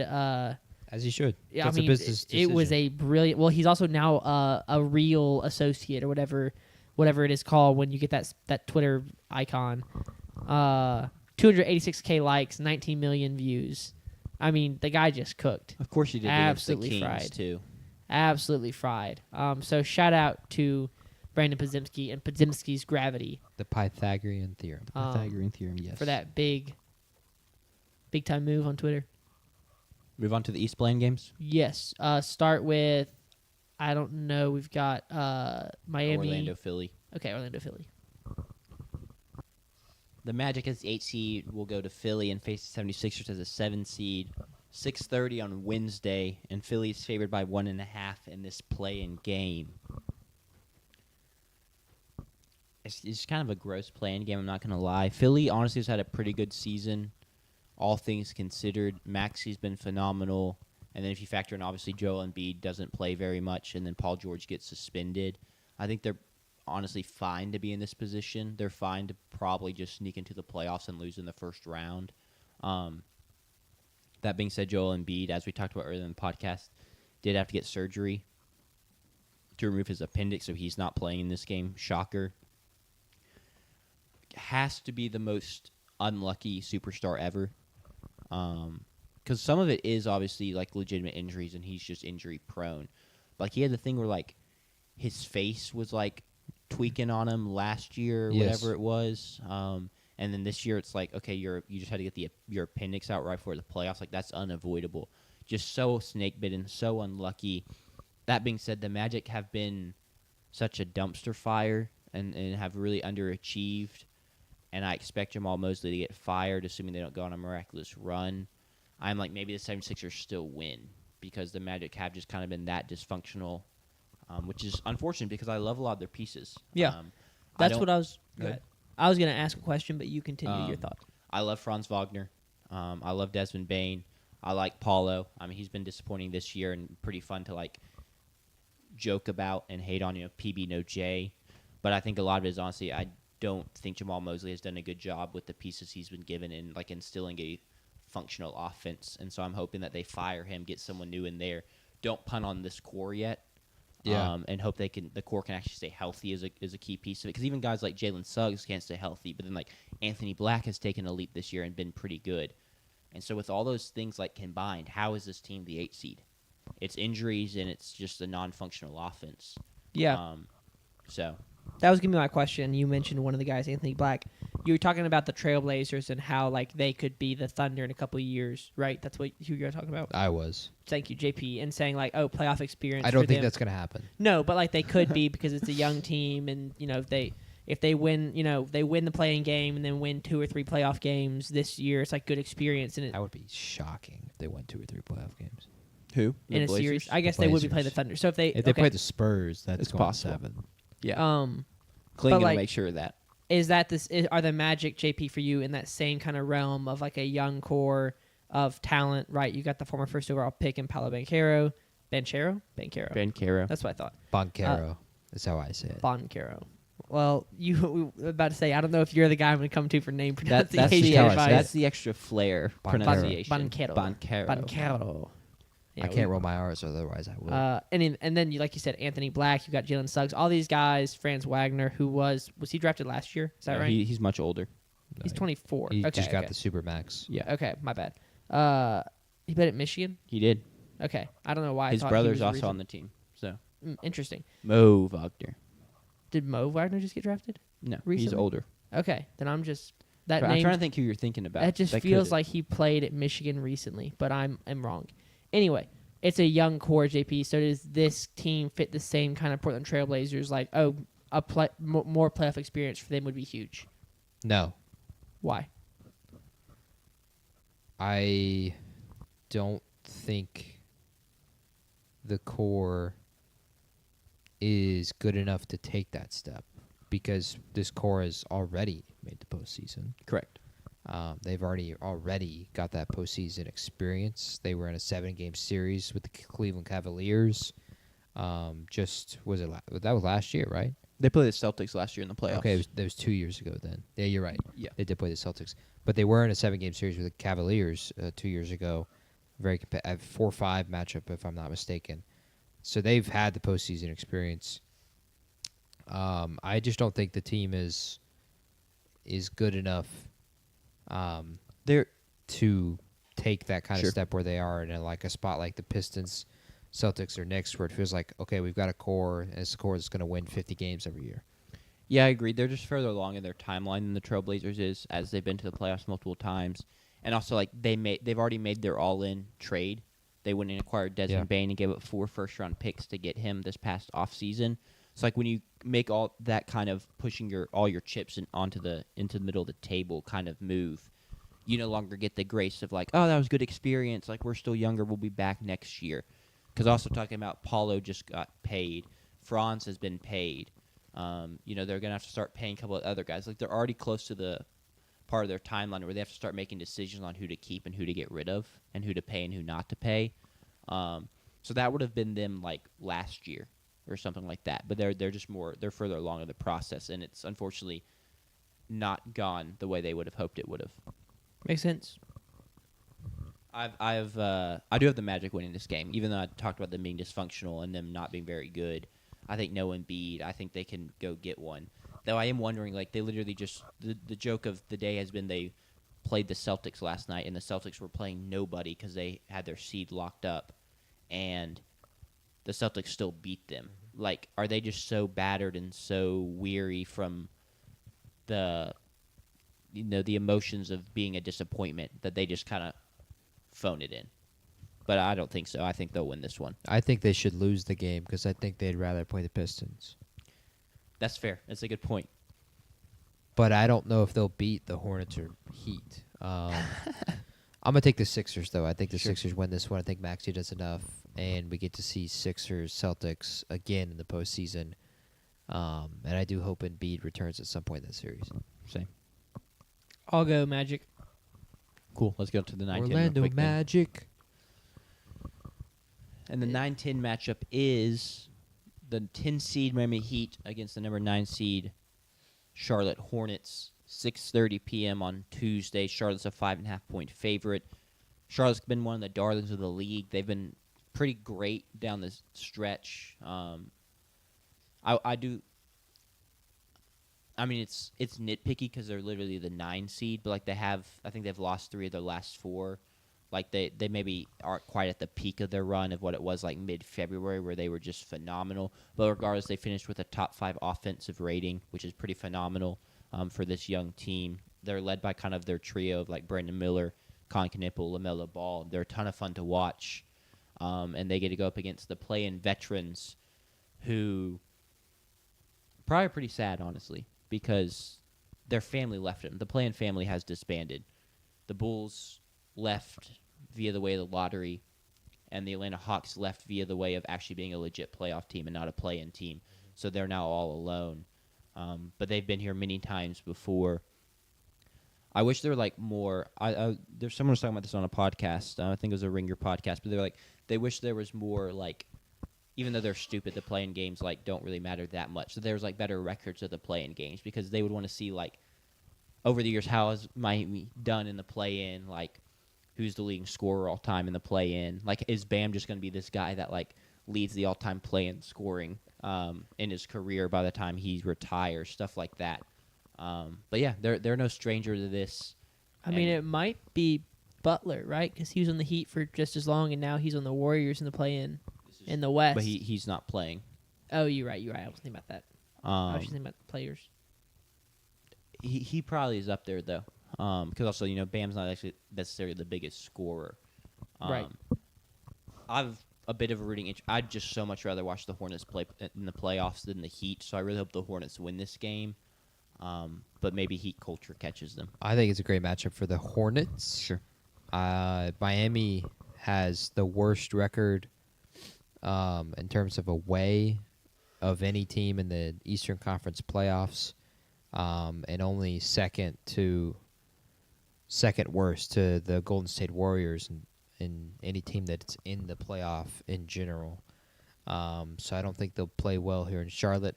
Charlotte is only one of four teams in the Eastern Conference to win 23 or more games on the road this year.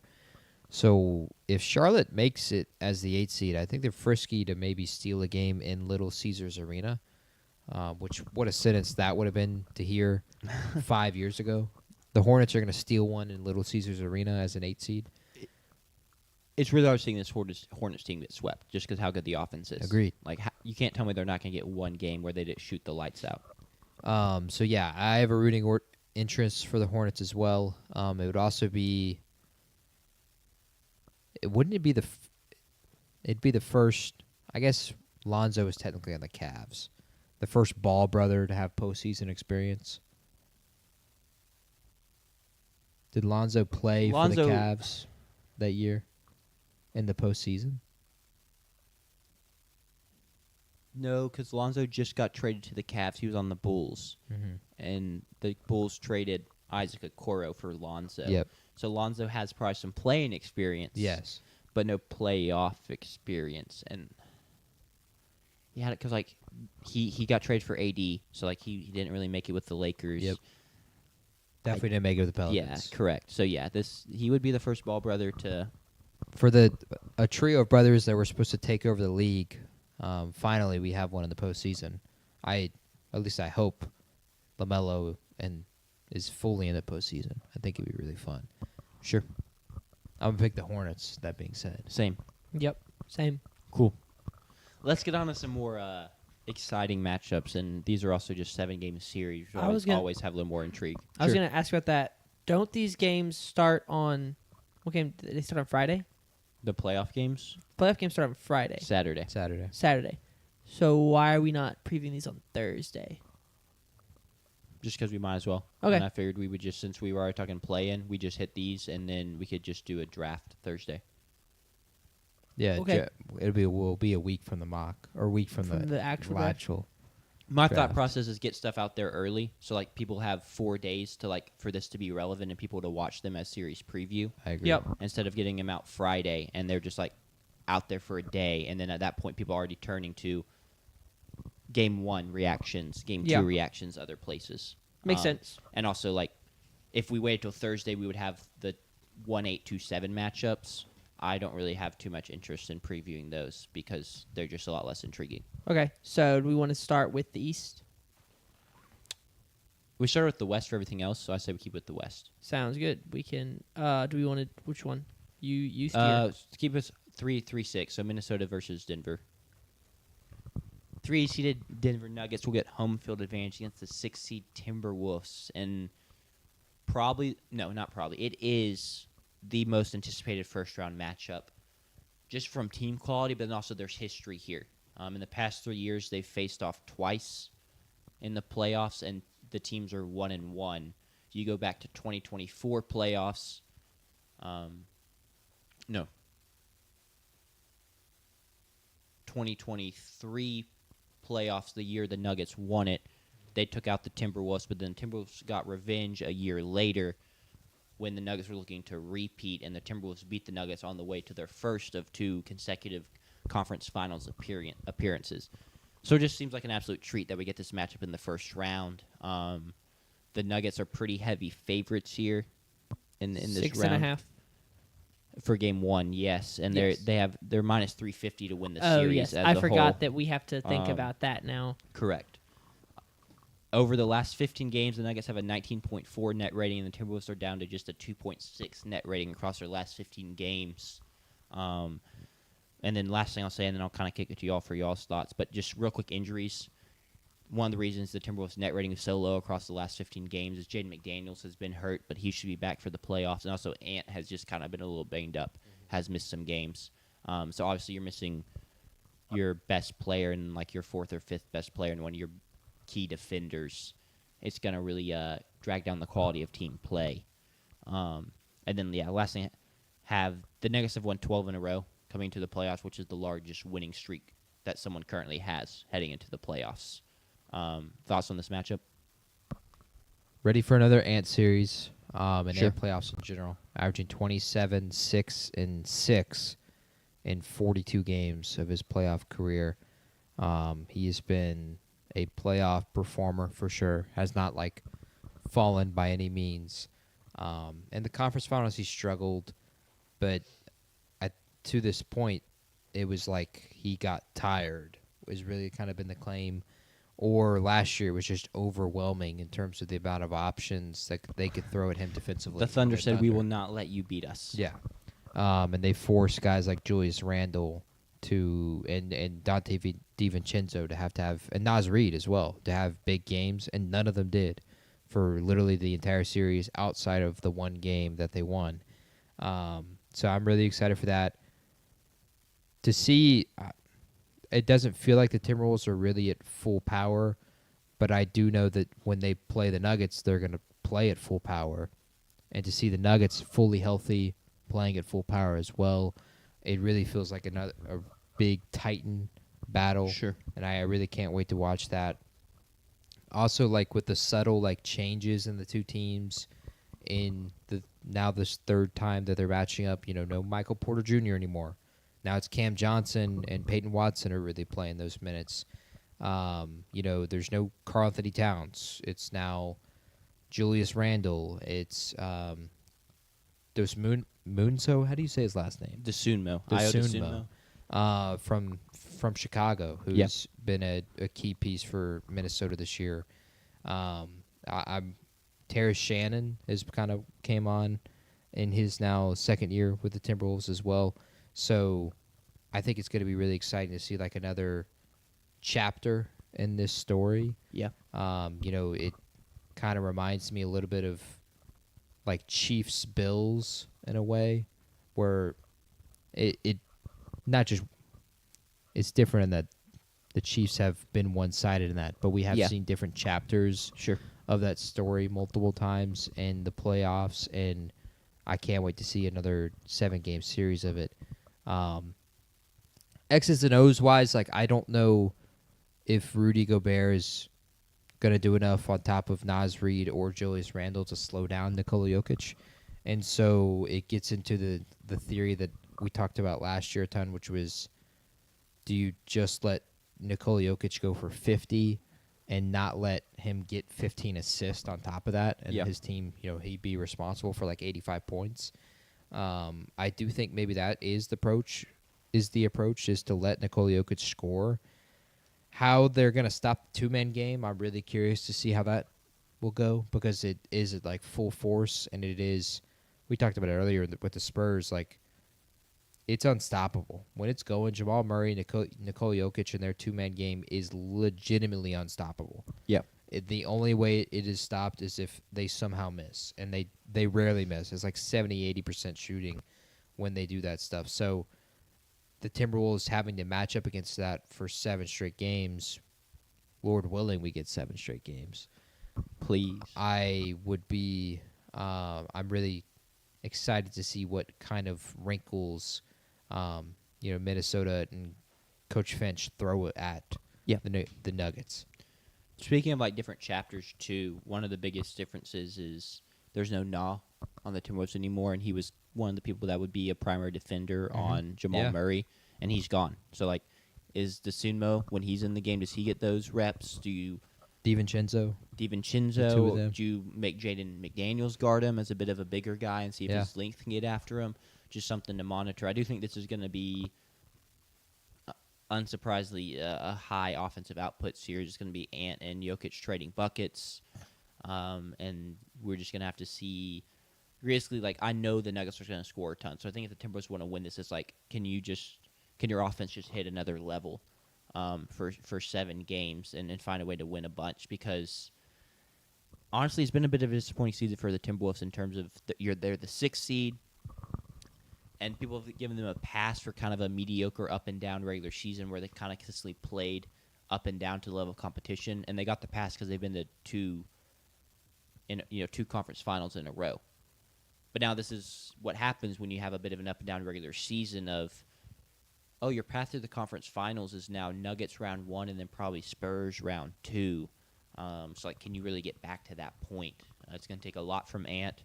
You're going to need a Julius Randle lock-in, and that's a guy that doesn't often lock in for a full series. Yeah, what does Rudy Gobert give you on Jokic defensively? You're not going to stop Jokic, but, like, can he get a couple big stops? Even just, like, twice a game, just turn away Jokic at the rim or, like, make, Jokic pass it out or alter Jokic's shot enough for him to miss. It's a big ask, but, like, can you do that? Because that's the only way you're going to come out of this with a series win. And, I mean, that's why Denver's a minus 350 favorite.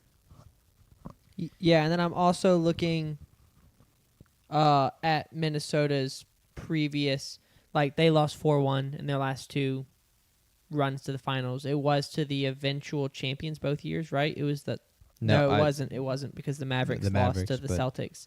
And then they lost, and then last year they lost to the Thunder. But, like, specifically, like, looking at last year, oh wait, no, never mind. I was looking at something wrong. Never mind. I was going to talk about, like, them. I mean, ideally, it just sucks to play the Nuggets, right? Because if you're the Timberwolves, they beat the Lakers 4-1, and then beat the Warriors 4-1, and that's kind of like the ideal setup to play the Thunder, right? You've won 8 games in 10 tries. Unfortunately, they couldn't get it done because the Thunder were just really, really good last year. But that's kind of what you need this season to make a run. Is you need to get through the first couple rounds quick, and I don't think that's going to happen against the Nuggets. They are going to, I think, be the underdog in all 4 series they play if they were to make it through 4 series. Because I would expect it to be like the Celtics in the finals, and they won't be favored against the Celtics. So it is going to be, to your point, a much, much more difficult road for the Timberwolves. Last year, it was the Lakers in round 1, and it was Luka was very fresh. We had just seen that trade pre-All-Star break, or right before the trade deadline, and then the Warriors, Curry ended up hurting his hamstring, so you play Jimmy Butler and Jonathan Kuminga Warriors and Buddy Hield Warriors, and you clean that game up, or that series up in 5. This year it's going to be 3 Titan battles to get to the finals, and then it's the NBA Finals. So I don't think the Timberwolves are live as a championship pick. I do think in this series, the one thing I'm looking for the Timberwolves is Anthony Edwards. There's no one, unless they put Aaron Gordon on him, in this series that can guard him. And so I cannot see the playoff games that we have seen from him in the past where he just doesn't score for the first 16, 20 minutes of the game. That cannot happen. Yeah, and it won't. Like, it's Ant. The way he plays, I just don't see it happening. I think it's going to be consistent 30 bombs for him in this series, and they're going to need him. But you are right. Like, it's compared to what he saw in the OKC series, he's going to walk into these games and, like, be giddy at who's guarding him, at the looks he's getting. It's not even great rim protection either. No. So, not at all. And then, did y'all already talk about this? I was trying to look at something else about the Nuggets, how this is kind of like the ideal situation, how they were almost the 4 seed and would have had to play the Thunder, who they are 1-4 against this year, but now instead is the 3 seed. They have a chance to match up against the Spurs in the second round. Like, talking about, like, pass to the finals, like, this is the better path for the Nuggets. Yeah, I just honestly don't think they care that much. Because for them, they've already won it all. You have Jokic and Murray. Your goal is to win it all. You're going to have to play the Thunder at some point. Yeah. And yeah, it's better to play the Spurs than the Thunder in round 2. But if you're on the other side of the bracket, it means you're probably playing the Rockets in round 1 instead of the Timberwolves, and I'd much rather play the Rockets than the Timberwolves in round 1. Yeah. So you're basically trading off an easier first-round matchup for a harder second-round matchup in that scenario. So it's just like, what do you really want? Yeah, that's fair. But you got Jokic. Like, they're ready to roll with whatever. I think they just want their pieces to contribute outside of Jamal Murray, Nikola Jokic. That being Aaron Gordon stays healthy throughout the playoffs and plays. But the guys like Peyton Watson and Tim Hardaway Jr., Cameron Johnson, Christian Brown. Isn't Christian Brown on a max contract now? Am I making that up? Not a max, but he did. He did paid an a extension. substantial He is the young guy they decided to pay. Okay. And I knew then, he got an extension. I couldn't remember if it was the max contract. on top of that, Bruce Brown, their former 6-man champion. So For or against his mustache. I don't know if you've seen his mustache. He's got the handlebar mustache. I going. haven't seen the updated mustache. Okay. Is this new? I don't Or know has he had how this long all he's been season? rocking it. But It's not in his player photo to start the year. it's just a handlebar mustache. You may have to look it up, or we can reconvene after a couple playoff games. I can't decide. I don't think I like it, to be honest. Oh, yeah, I don't like it. Yeah. No, that's pretty bad. So Bruce Brown with his handlebar mustache. I do think they want to just see that those 5 guys are like contributing pieces throughout the postseason, because I do think they are very, very live and should be to win the NBA championship this year, because they're healthy outside of Aaron Gordon, and they have pieces. Like last year, we just talked about them and they have 4 guys, maybe 5 that can play. This year, I do think they have shown at times that they have multiple guys that they can turn to, and it's also different in that those guys also don't have any, like, there's no scar tissue with like Cameron Johnson or Tim Hardaway Jr. for this team specifically in the postseason yet. Yeah. Like there was with Michael Porter Jr. And even Peyton Watson or Julian Strawher. So I think there's going to be some trust there. There's going to be some belief in the fan base as well. They got one of the best home court advantages in basketball on top of that, and they play so well on the road because Jokic is so good. I think they would like to see in this opening series those guys be up for the battle for the Timberwolves, because if they can be up for the battle with a rival in the Timberwolves, then I think they can against the Spurs and the Thunder. I think it's forward. I think it's a good point. 'Cause like as much as we've lauded Jokic and Murray, they're going to need some help to beat the other top dogs, and so who do you get it from? And it is the blessing in disguise of when Jokic was hurt this season. It lets some guys get more reps and a higher usage rate, and that could potentially pay dividends here in the playoffs. Should we pick the series? I'm going Nuggets. In 6. I am also Nuggets in 6 is where I was at. I think the Nuggets get it done in 5. Okay. I think they're on a collision What does that mean? course. They have to win 1 in Minnesota? They just have to win 1 in Minnesota and win. 2, 1 and Every 1, other and game then at home. 1 and 1. Yeah. So I think they'll win the first 2 games at home, and then they'll steal one of the games in Minnesota and win And then game come 5. back and win at home. Yep. Cool. Let's move on to the other West series. Rockets versus Lakers. This is sad, man. Very.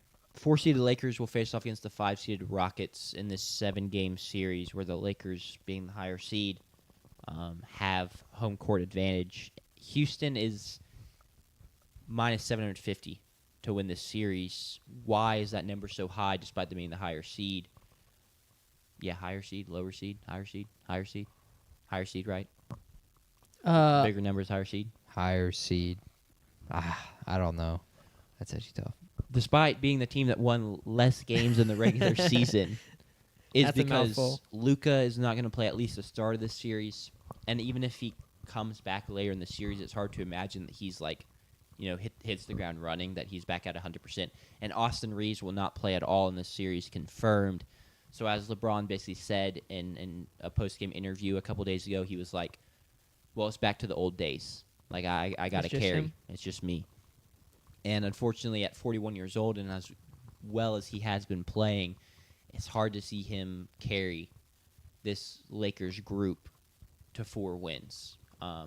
Now, if there was a team to do it against, it probably is the Rockets because, man, the Rockets have got a gift. The Rockets leading up to the playoffs were always the team who was like, everyone wants to play the Rockets.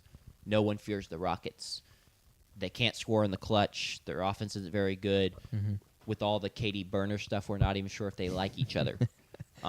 We want to play the Rockets. And now the Rockets have probably lucked into a first-round series win and something they really needed to kind of fake a continuation of positive trajectory within the franchise. Sure. After losing the first round last year.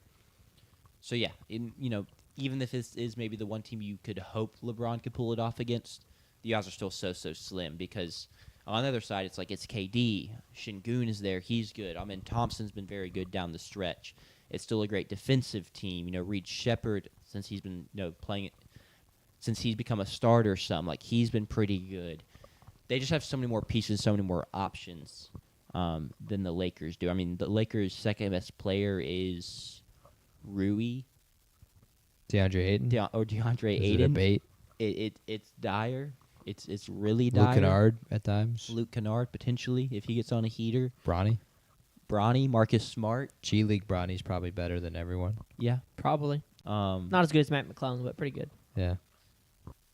It's a bad supporting cast for LeBron. Yeah, I hope Bill Simmons does it. I may just do it myself and maybe talk about it on Thursday, but go back and look at that last Cavs team that made the finals without Kyrie Irving. Where Matthew Dellavedova made the finals graphic. Correct. And decide Kyle Korver, I think, was on that finals graphic too. I think that's maybe who I was thinking of, not Matthew. Yeah, I think it was Kyle Korver. But Tristan Thompson was on that finals graphic.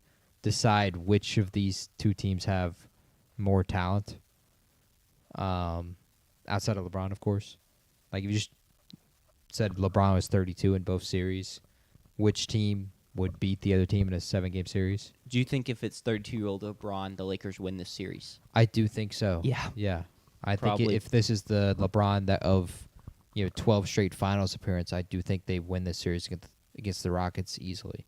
The crunch time stuff has been a real problem for the Rockets this year. Once they lost Steven Adams, a lot of it felt like their identity defensively kind of faltered a little bit. Defensively and offensively, because they were just this historically great offensive rebounding team, and they lost that when he got hurt. So I do think a 32-year-old LeBron could carry the Lakers version of that last Cavs team to a win in this series. I think, if anything, there is a positive that I am happy that we get to watch LeBron and Kevin Durant in the playoffs once again. KD missing the postseason last year, BS. That should never happen. Giannis missing the postseason this year, BS. That should never happen. The fact that we at least just get to see them play, I'm really excited for. So them in a series against each other would be really cool. First time since Warriors Cavs. So they're also as much as I expect this series to get pretty ugly for the Lakers. I'm excited for number one option LeBron playoffs again. It's got home court advantage. Now I really hope, and I expect him to, but I really hope he performs well, because I don't want this image of LeBron having to try and carry, and all of a sudden it's like, oh, he can't do it. And by carry, I don't mean get these teams some win. We just need I expect some 30-point near triple-double type performances like he's had the past couple of games of the season without Luka and AR. It should be really fun to watch. And then, to have KD on the other side, it's kind of, my childhood, who I grew up with in a lot of ways. Literally, LeBron has been in the league the whole time I've been alive. Mm-hmm. And so to get them battling once again and to watch LeBron be the alpha dog in a playoff series once again is enough to make me tune in, even if, like the odds show, it should just kind of be a runaway series win for the Rockets. Yeah. Luka gets back from Spain tomorrow, and he'll be reevaluated tomorrow. We'll see how good the suspicious treatment they gave him is. Look, Aaron Gordon played on 0% hamstring last year in Game 7 against the Thunder, so, it's possible Luka could play it on 5% hamstring or whatever. But I do think the Lakers are probably going to have to win 2 games to see Luka in this series somehow. Yeah. Yeah, because, if it's 3-0, you're probably just not bringing Luka back. There's just no point. Mm-hmm. Let's pick. I'm going Rockets in 5.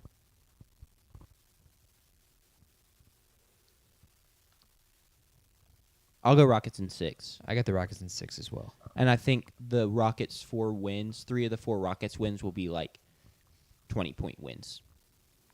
Makes sense. But I'll go Rockets in 6. Yeah, I really just think the consistency of Şengün and his ability to control pace and whatnot is too much to overcome for the Lakers. There's also the thing, too, of like the biggest issue for the Rockets in the clutch is they just love to try and hand the ball to KD and let KD bring the ball up and make something happen. And there still is some issue with that no matter who you're playing. But it's not like the Lakers are a good defensive team. Like, you can probably get the ball to KD a ton in the clutch and just let him do his own thing and have success in this series. Rui?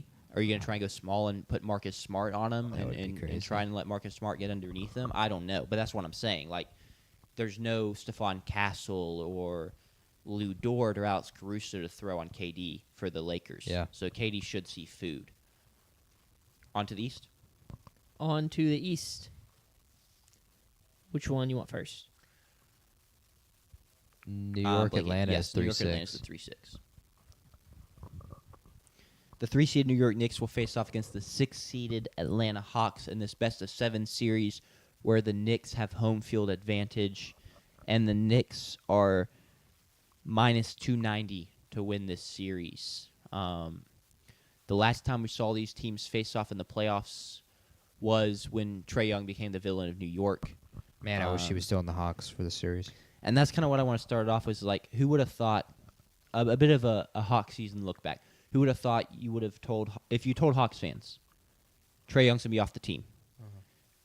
Former first overall pick Zachary Sachet is going to get a did not play coach's decision at the end of the season because he's just simply not been good enough and they have better options. How do you think the season has gone? I don't think they would say, oh, we're a top 6 seed. But they have been. And why have they been? It's been Jalen Johnson. It's been the astronomical rise of Nickeil Alexander-Walker. It's been, I guess, a bit of a spark plug of Jonathan Kuminga, even though that's not really one of the primary reasons. It's been the vet C.J. McCollum hitting big shots and orchestrating, the offense and being a calming presence. It's been Onyeka Okongwu down low. Yeah. It's been a group effort is really what it is that has led them to get hot. I mean, come trade deadline, they were looking like at best they were going to be a play-in team. They maybe were going to miss the playoffs. Mm-hmm. But no, they're the 6th seed now, and they get to face off against this Knicks team. So, if you want to give your thoughts on the Knicks team, I'll let you go there, JP. I would or either. We started with the Hawks Hawks first, so I'm going to stick with the Hawks. Sure. They had the best record in the NBA post-All-Star break, 20-6. This year they're top 3 in assists per game, 30 a game. So this is not an offense that's really built totally on iso ball. They're really good at getting the ball around. Kuminga has postseason experience, of course, with the Golden State Warriors, and so I do think him in some capacity could be important in the idea that we could have a Jonathan Kuminga game. Not that he can be consistent all series, but that's the Jonathan Kuminga experience. Agreed. It's the thing we talked about last year with the NBA playoffs, in that sometimes you're just going to have a game where a guy just does something that he's not supposed to do. I'm trying to think. We had one of those last year, and I'm trying to remember who it was. We probably had multiple. Well, there was the Aaron Nesmith game against the Knicks. That's probably what it was. That one was ridiculous. But there's going to be multiple of those, of course, in this postseason. And can Jonathan Kuminga do that? Like, when he was finally kind of given the chance in the Timberwolves series when Curry got hurt, he averaged 20 a game during that series. And so he can be some kind of scoring piece maybe. I do think also the playoff experience of C.J. McCollum and Nickeil Alexander-Walker is going to help a ton in this series as well. I think the Hawks are going to be a little feisty. Both those guys have been in the conference finals. McCollum with the Trailblazers and Nickeil Alexander-Walker the last 2 years with the Timberwolves. And so I do think they have some kind of fighting chance there. But I just don't think I like this matchup against the New York Knicks last year. If Trae Young was on this team, maybe. Sure.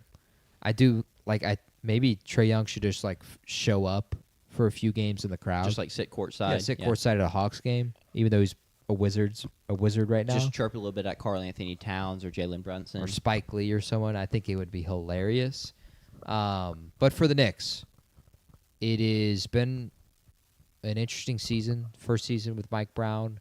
So 5 players last year under Tom Thibodeau averaged 35 or more minutes a game.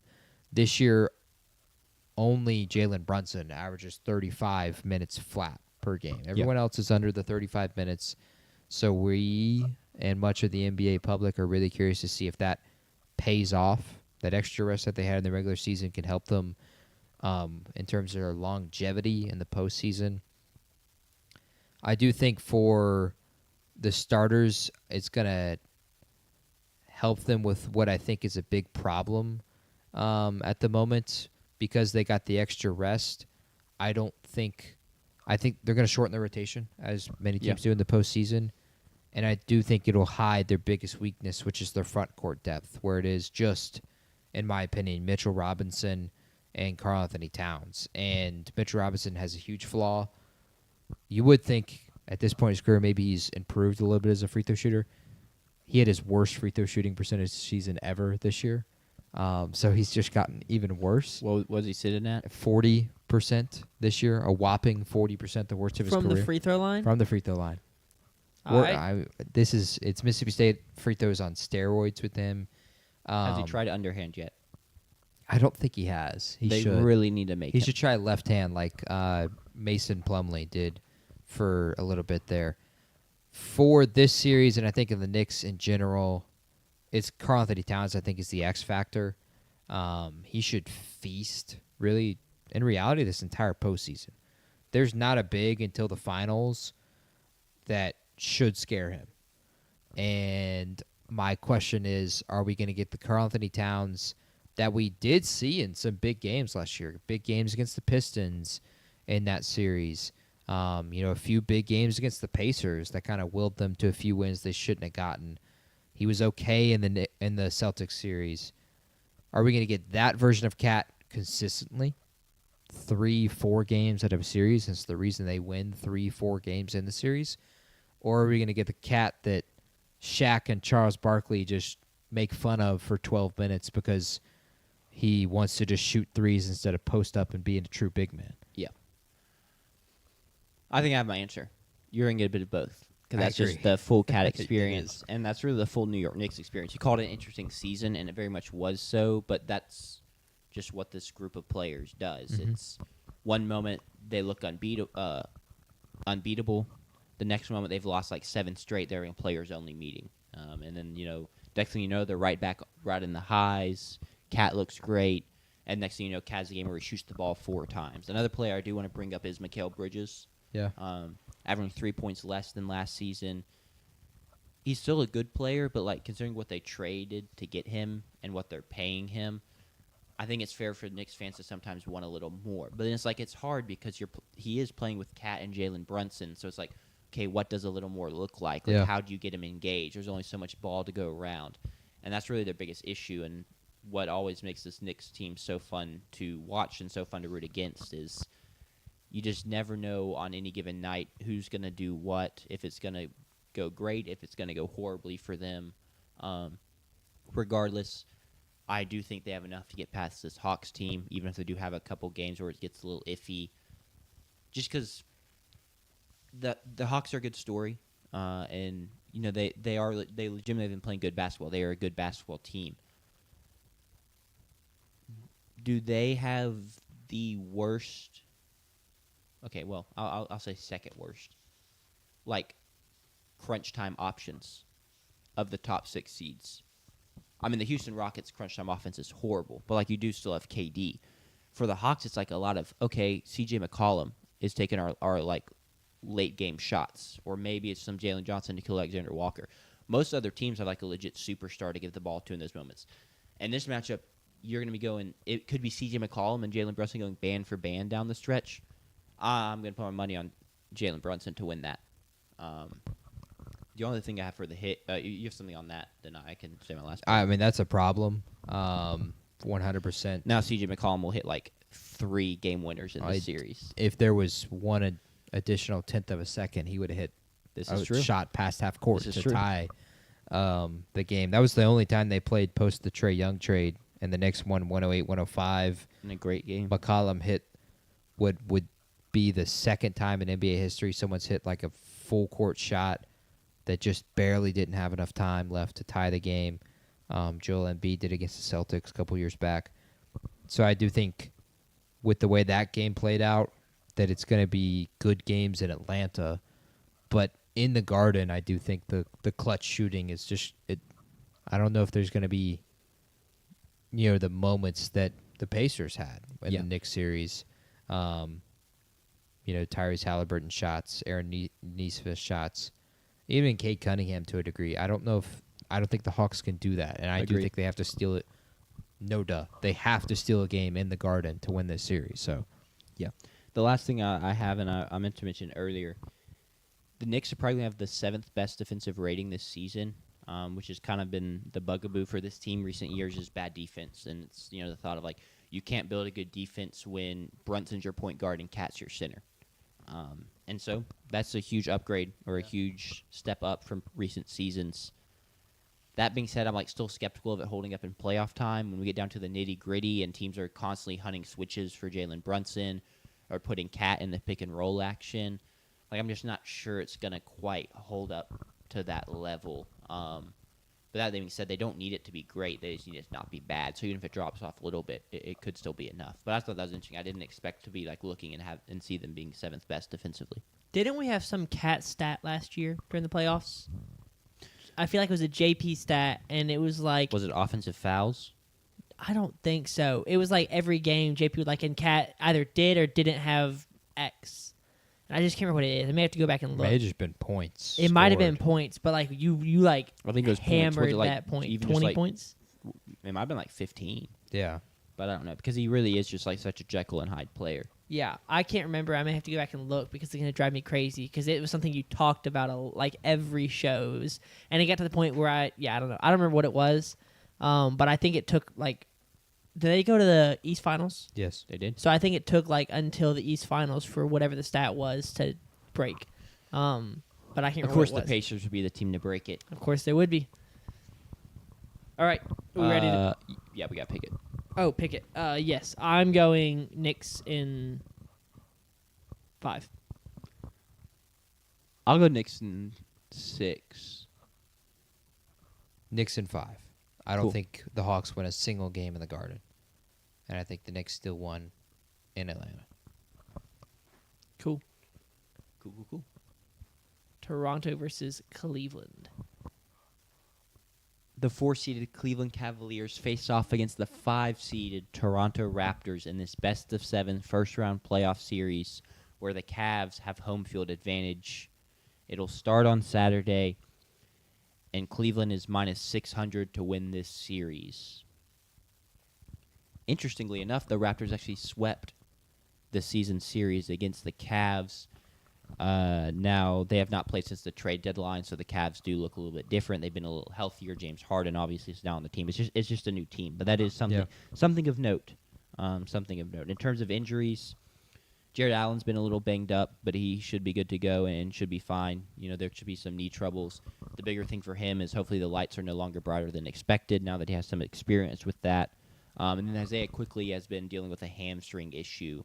But on, either front, that's just kind of natural. By the time you get to the end of the season, it's a war of attrition. Players are going to have to fight through some stuff.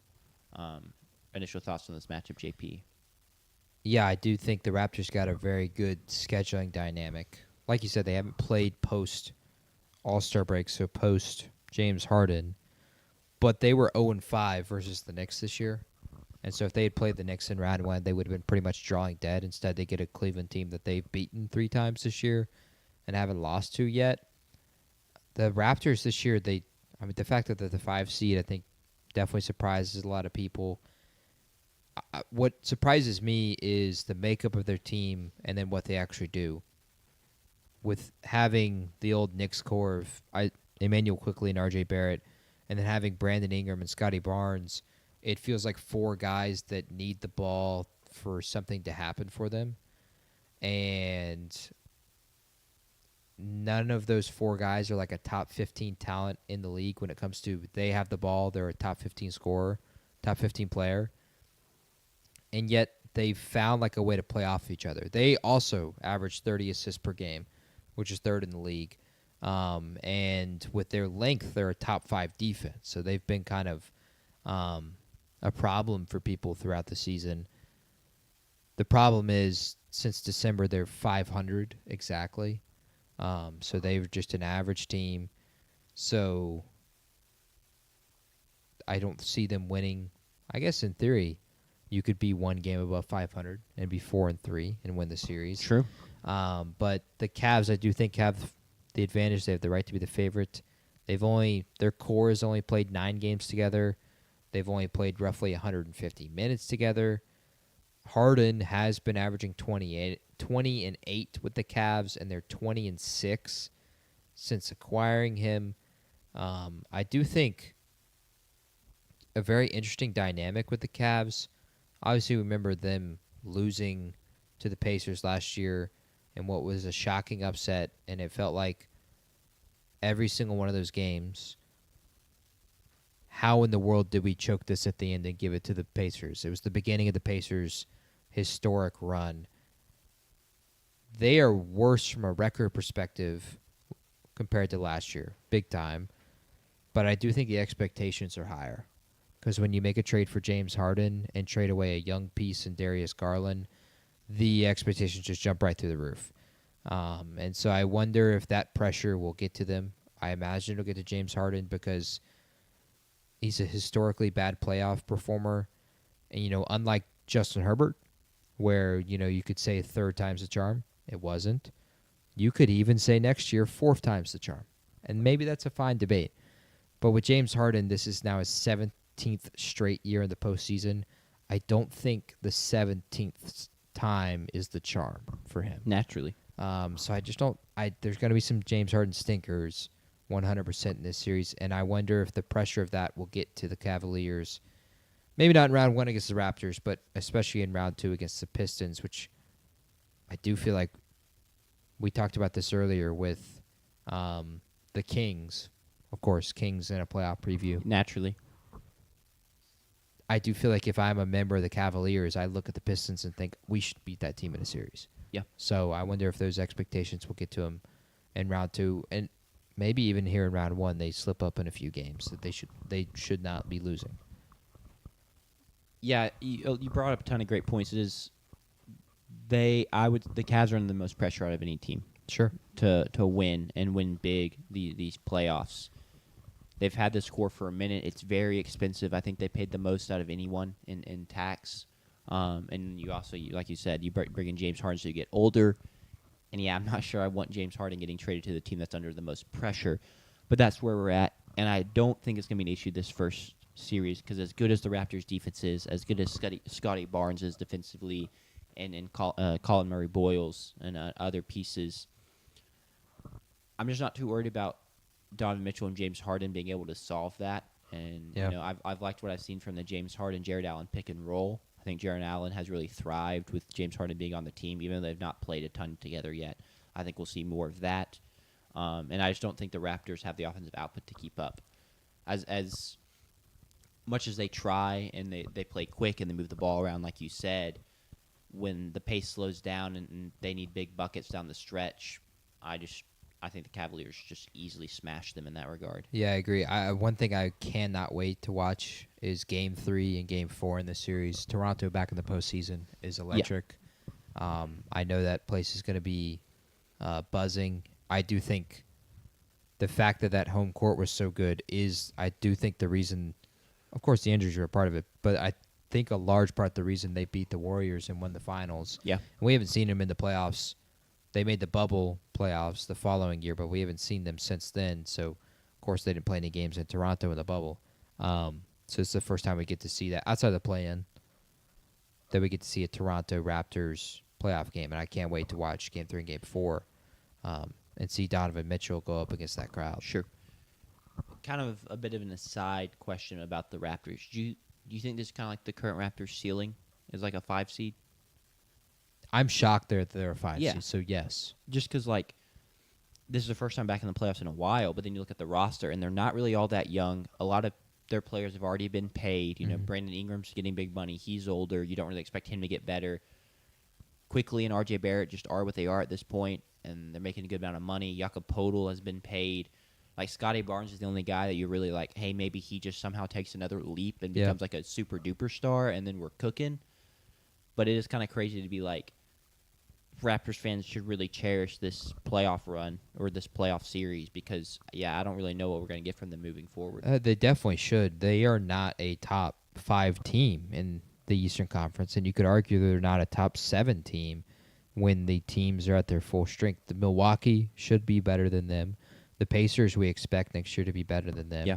And so that already moves them down to 7. The Hornets. You have the Hornets who are going to get better. The Sixers, if they were healthy, they would be better. And so you're already down to their 8 or 9. The fact that they are the 5 seed is very shocking. And, I mean, it's just a 3-game difference between them and the Miami Heat. So they very well could just be sitting there as the 10 seed if the ball bounces a different way a few times this year. So ceiling as the 5 seed is, I would say they've gone past their ceiling. I would have their ceiling as a 6 seed. Sure. Cool. Do we want to pick it? Clearly not the ceiling. You can go past the ceiling, though. Like, think of Iron Man. He went through his ceiling. And then he snapped his fingers and saved the world. In the first Iron Man, Uh-huh. when he gets in the suit and he just goes through his roof. Yeah. He went He through. Or went like a past the glass ceiling. ceiling? But broke the glass. Isn't that a phrase? Like broke the glass ceiling or something? Glass ceiling is a thing, yeah. Glass house. Different. Like a glass ceiling.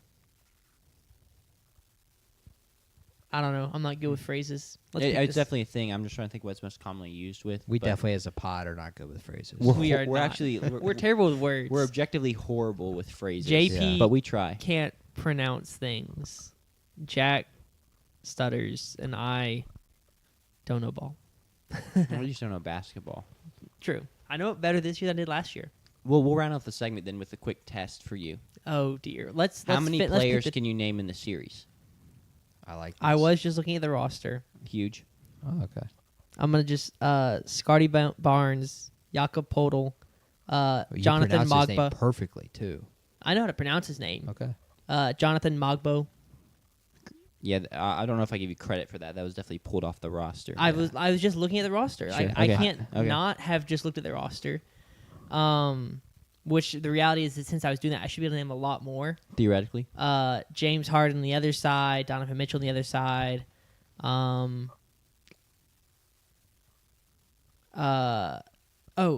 Tyrese Proctor. Yeah. I almost said Tyrese Maxey, but Tyrese Proctor played at Duke for 3 years. Mm-hmm. I was over there digging. Like I was in the Sure. depths. I'm trying to see it now in my mind's eye. RJ Barrett. Yeah. We just saw him.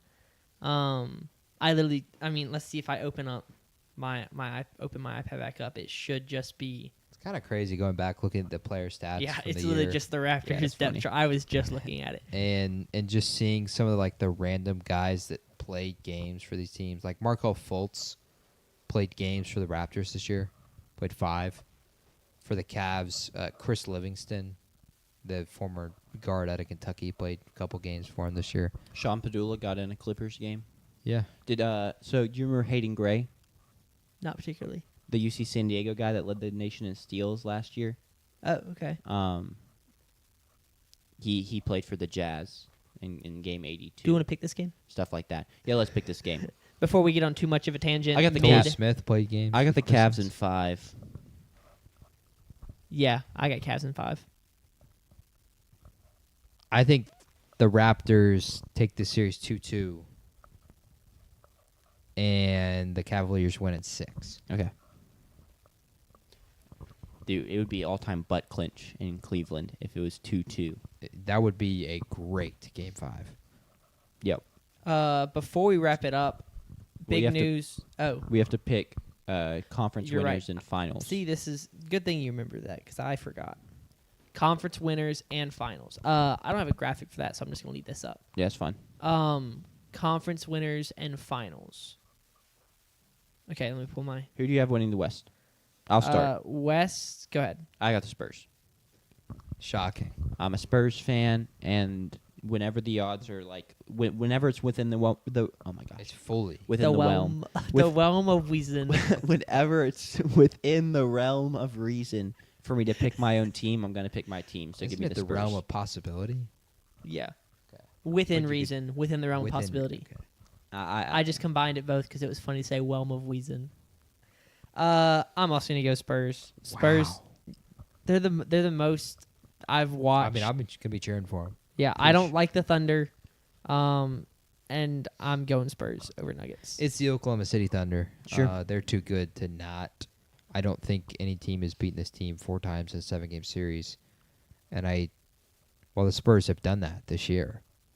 Correct. See, the Thunder 4 would out of say 5. they weren't always fully healthy, and they punted one of those games because they did definitely punt one of those games. I do think that the Spurs, having gone through the Nuggets series and also being the far less well, experienced we had team. to battle with Klingon, too. This is true. The Klingon series, that I don't think they'll be at full capacity come the Thunder Fair. Conference Final series. And I think the Thunder will win that series. So I'm going to pick the Thunder as my Western Conference. But I do think it is Thunder Spurs, I hope we get that, man. and I really do hope we get it too. It could be an all-timer. Out of the East, who do you have, JP? Out of the East, I'm going to go with the Boston Celtics. I think the Knicks are going to give them a little test, but I do think the Celtics win that series, and I just think their experience is going to be enough to beat whoever it is, Pistons or Cavs, in the conference finals. They should be the favorites. They should play like the favorites, and I do think they are like prohibitively the favorites. I do think it would take, again, a shocking turn of events, like a Jason Tatum blows his Achilles, like that happened last year. Yeah. But also, like, the Knicks stole Game 1 and Game 2. Yeah. And it was unbelievably shocking. I think that's going to have to happen again for the Celtics to lose 4 games in an Eastern Conference series. I'm going to take the Celtics.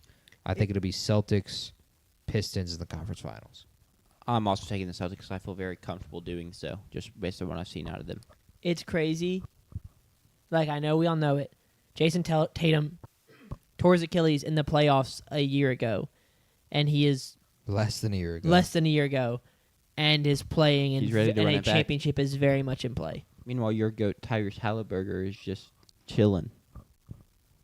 This is true.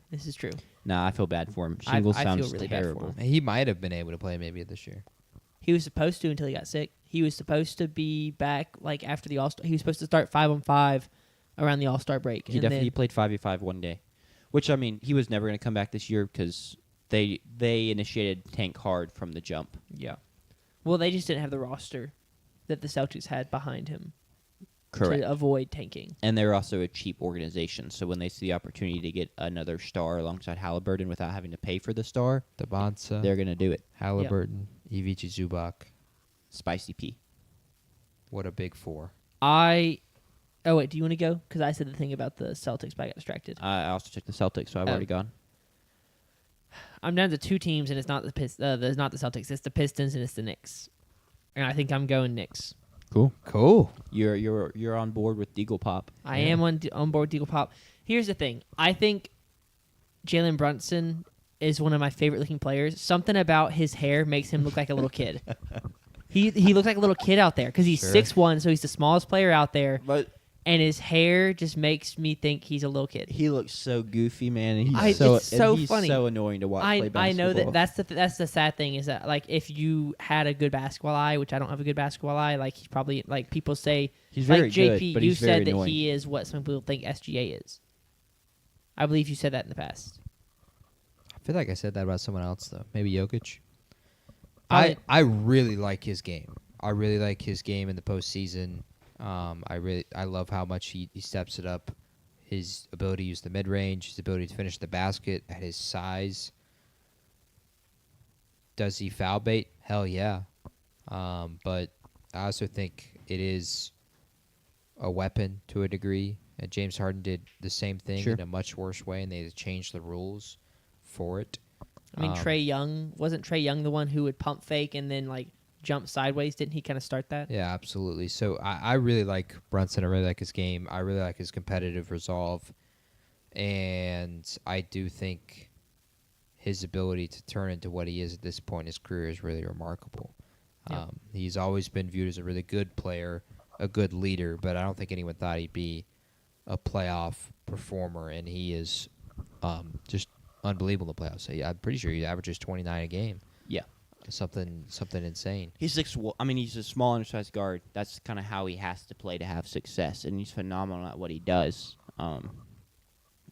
Just not always the most aesthetically pleasing. But you're taking the Knicks. I am going to take Cool. the Knicks.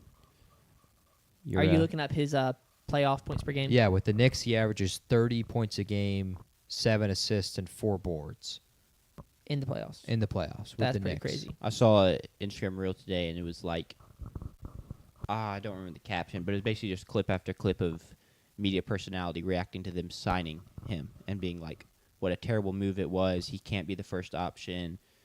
They said they were big game hunting this offseason, and this is what they do. Like, there better be another move coming, all that stuff. And meanwhile, They got couldn't him have worked out any better. In reality, they got him on a very cheap they deal. got a bargain. Yeah, a bargain. Which, I mean, there was very much a leap of faith there because he was nowhere near that level of production in Dallas because he didn't have to be. Yeah. But Champions? I got the Spurs. Go Spurs, go. I'm going to take the Thunder over the Celtics. I think the Thunder repeat. Sure. I don't think that series would be close either. I think the Thunder would win that series at 5. I think they are better at the Celtics at their own game. I think they would be in that series. I think they're better defensively. And I don't like I talked about the Celtics earlier, I don't know how much I believe in them winning 16 games as much as I do 12, especially if they end up playing a former champion in the Thunder or the Nuggets. What if they face the Trailblazers in the finals? You think they'd win then? Yeah, but Okay. I think the Blazers take it to 5 Sure. at least. Gentleman's Sure. sweep. Yeah.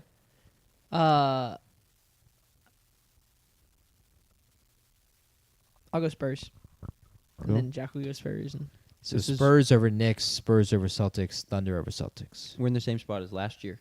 I think me and Sanders both had Celtics last year, Yeah. and you had the Thunder. and I think, yeah.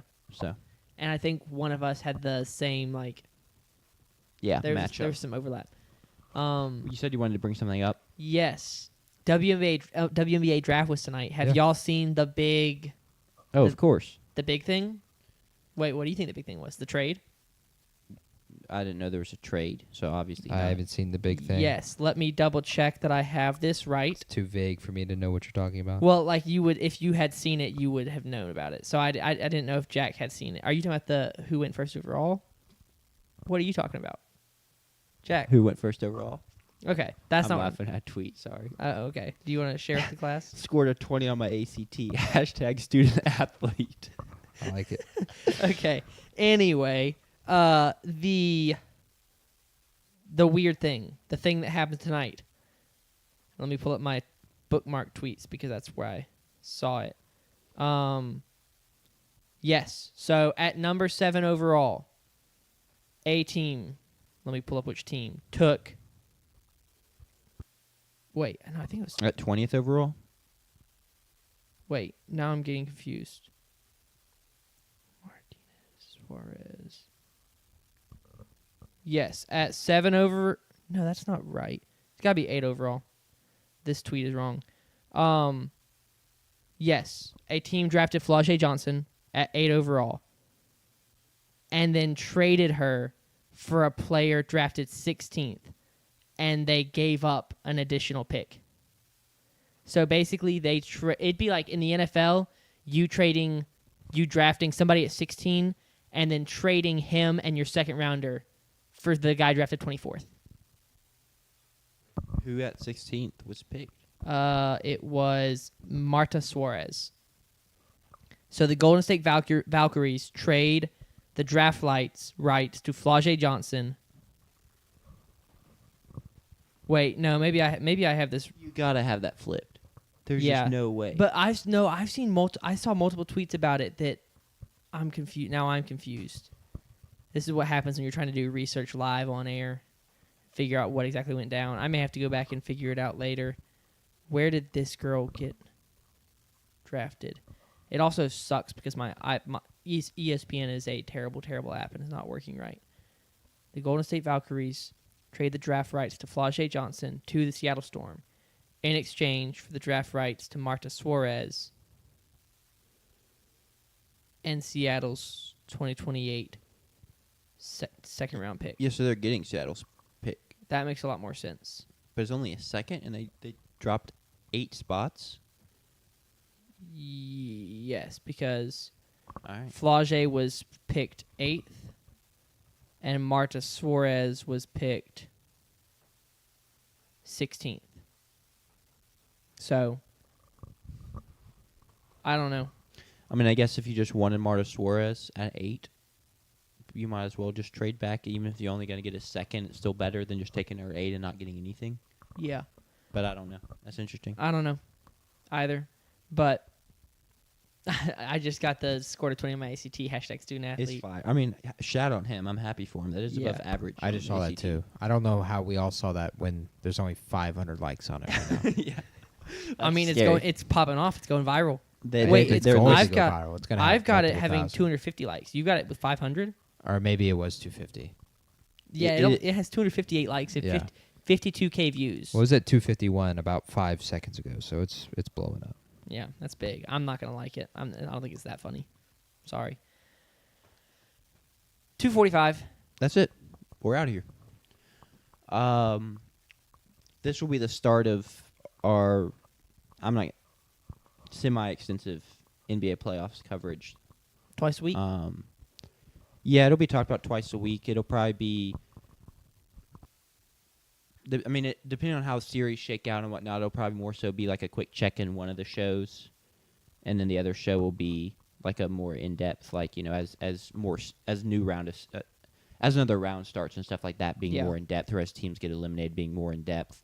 I Because don't we're know. also currently, we're 10 days out from the NFL draft. I don't know what we're going to do next Thursday. So- Are we going to do like a 2-show? We'll do an early afternoon NBA playoff, and then that evening we'll do NFL draft. The first round of the NBA playoffs won't be over yet, so we'll probably That's just fair. wait till Monday. Yeah, I think we can talk about it a little bit in the hour prior to the draft, which I would like to go live an hour before the draft. I thought we were going to be starts. live like all day leading up to it. I mean, I guess I can work that into my schedule. No, I'm kidding. We can do an hour before. I'm good with an hour before, so. But yeah, I think it'd be safe for Monday. But it's a good thing to bring back up. We will be live, we've mentioned multiple times, for the NFL draft for round 1. Coverage starting an hour before. We will go live an hour before the draft starts. So that'll be next Thursday. This Thursday, I'll have my weekly segments.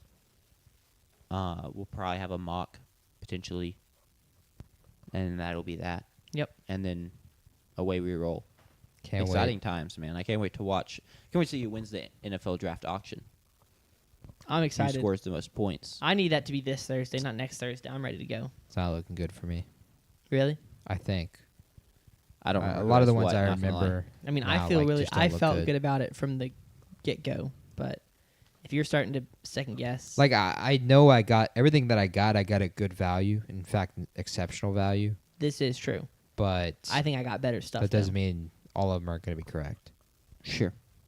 Like We'll see. Cameron Young, I got at really good value for the Masters, but he didn't win the Masters, so it doesn't matter. Naturally.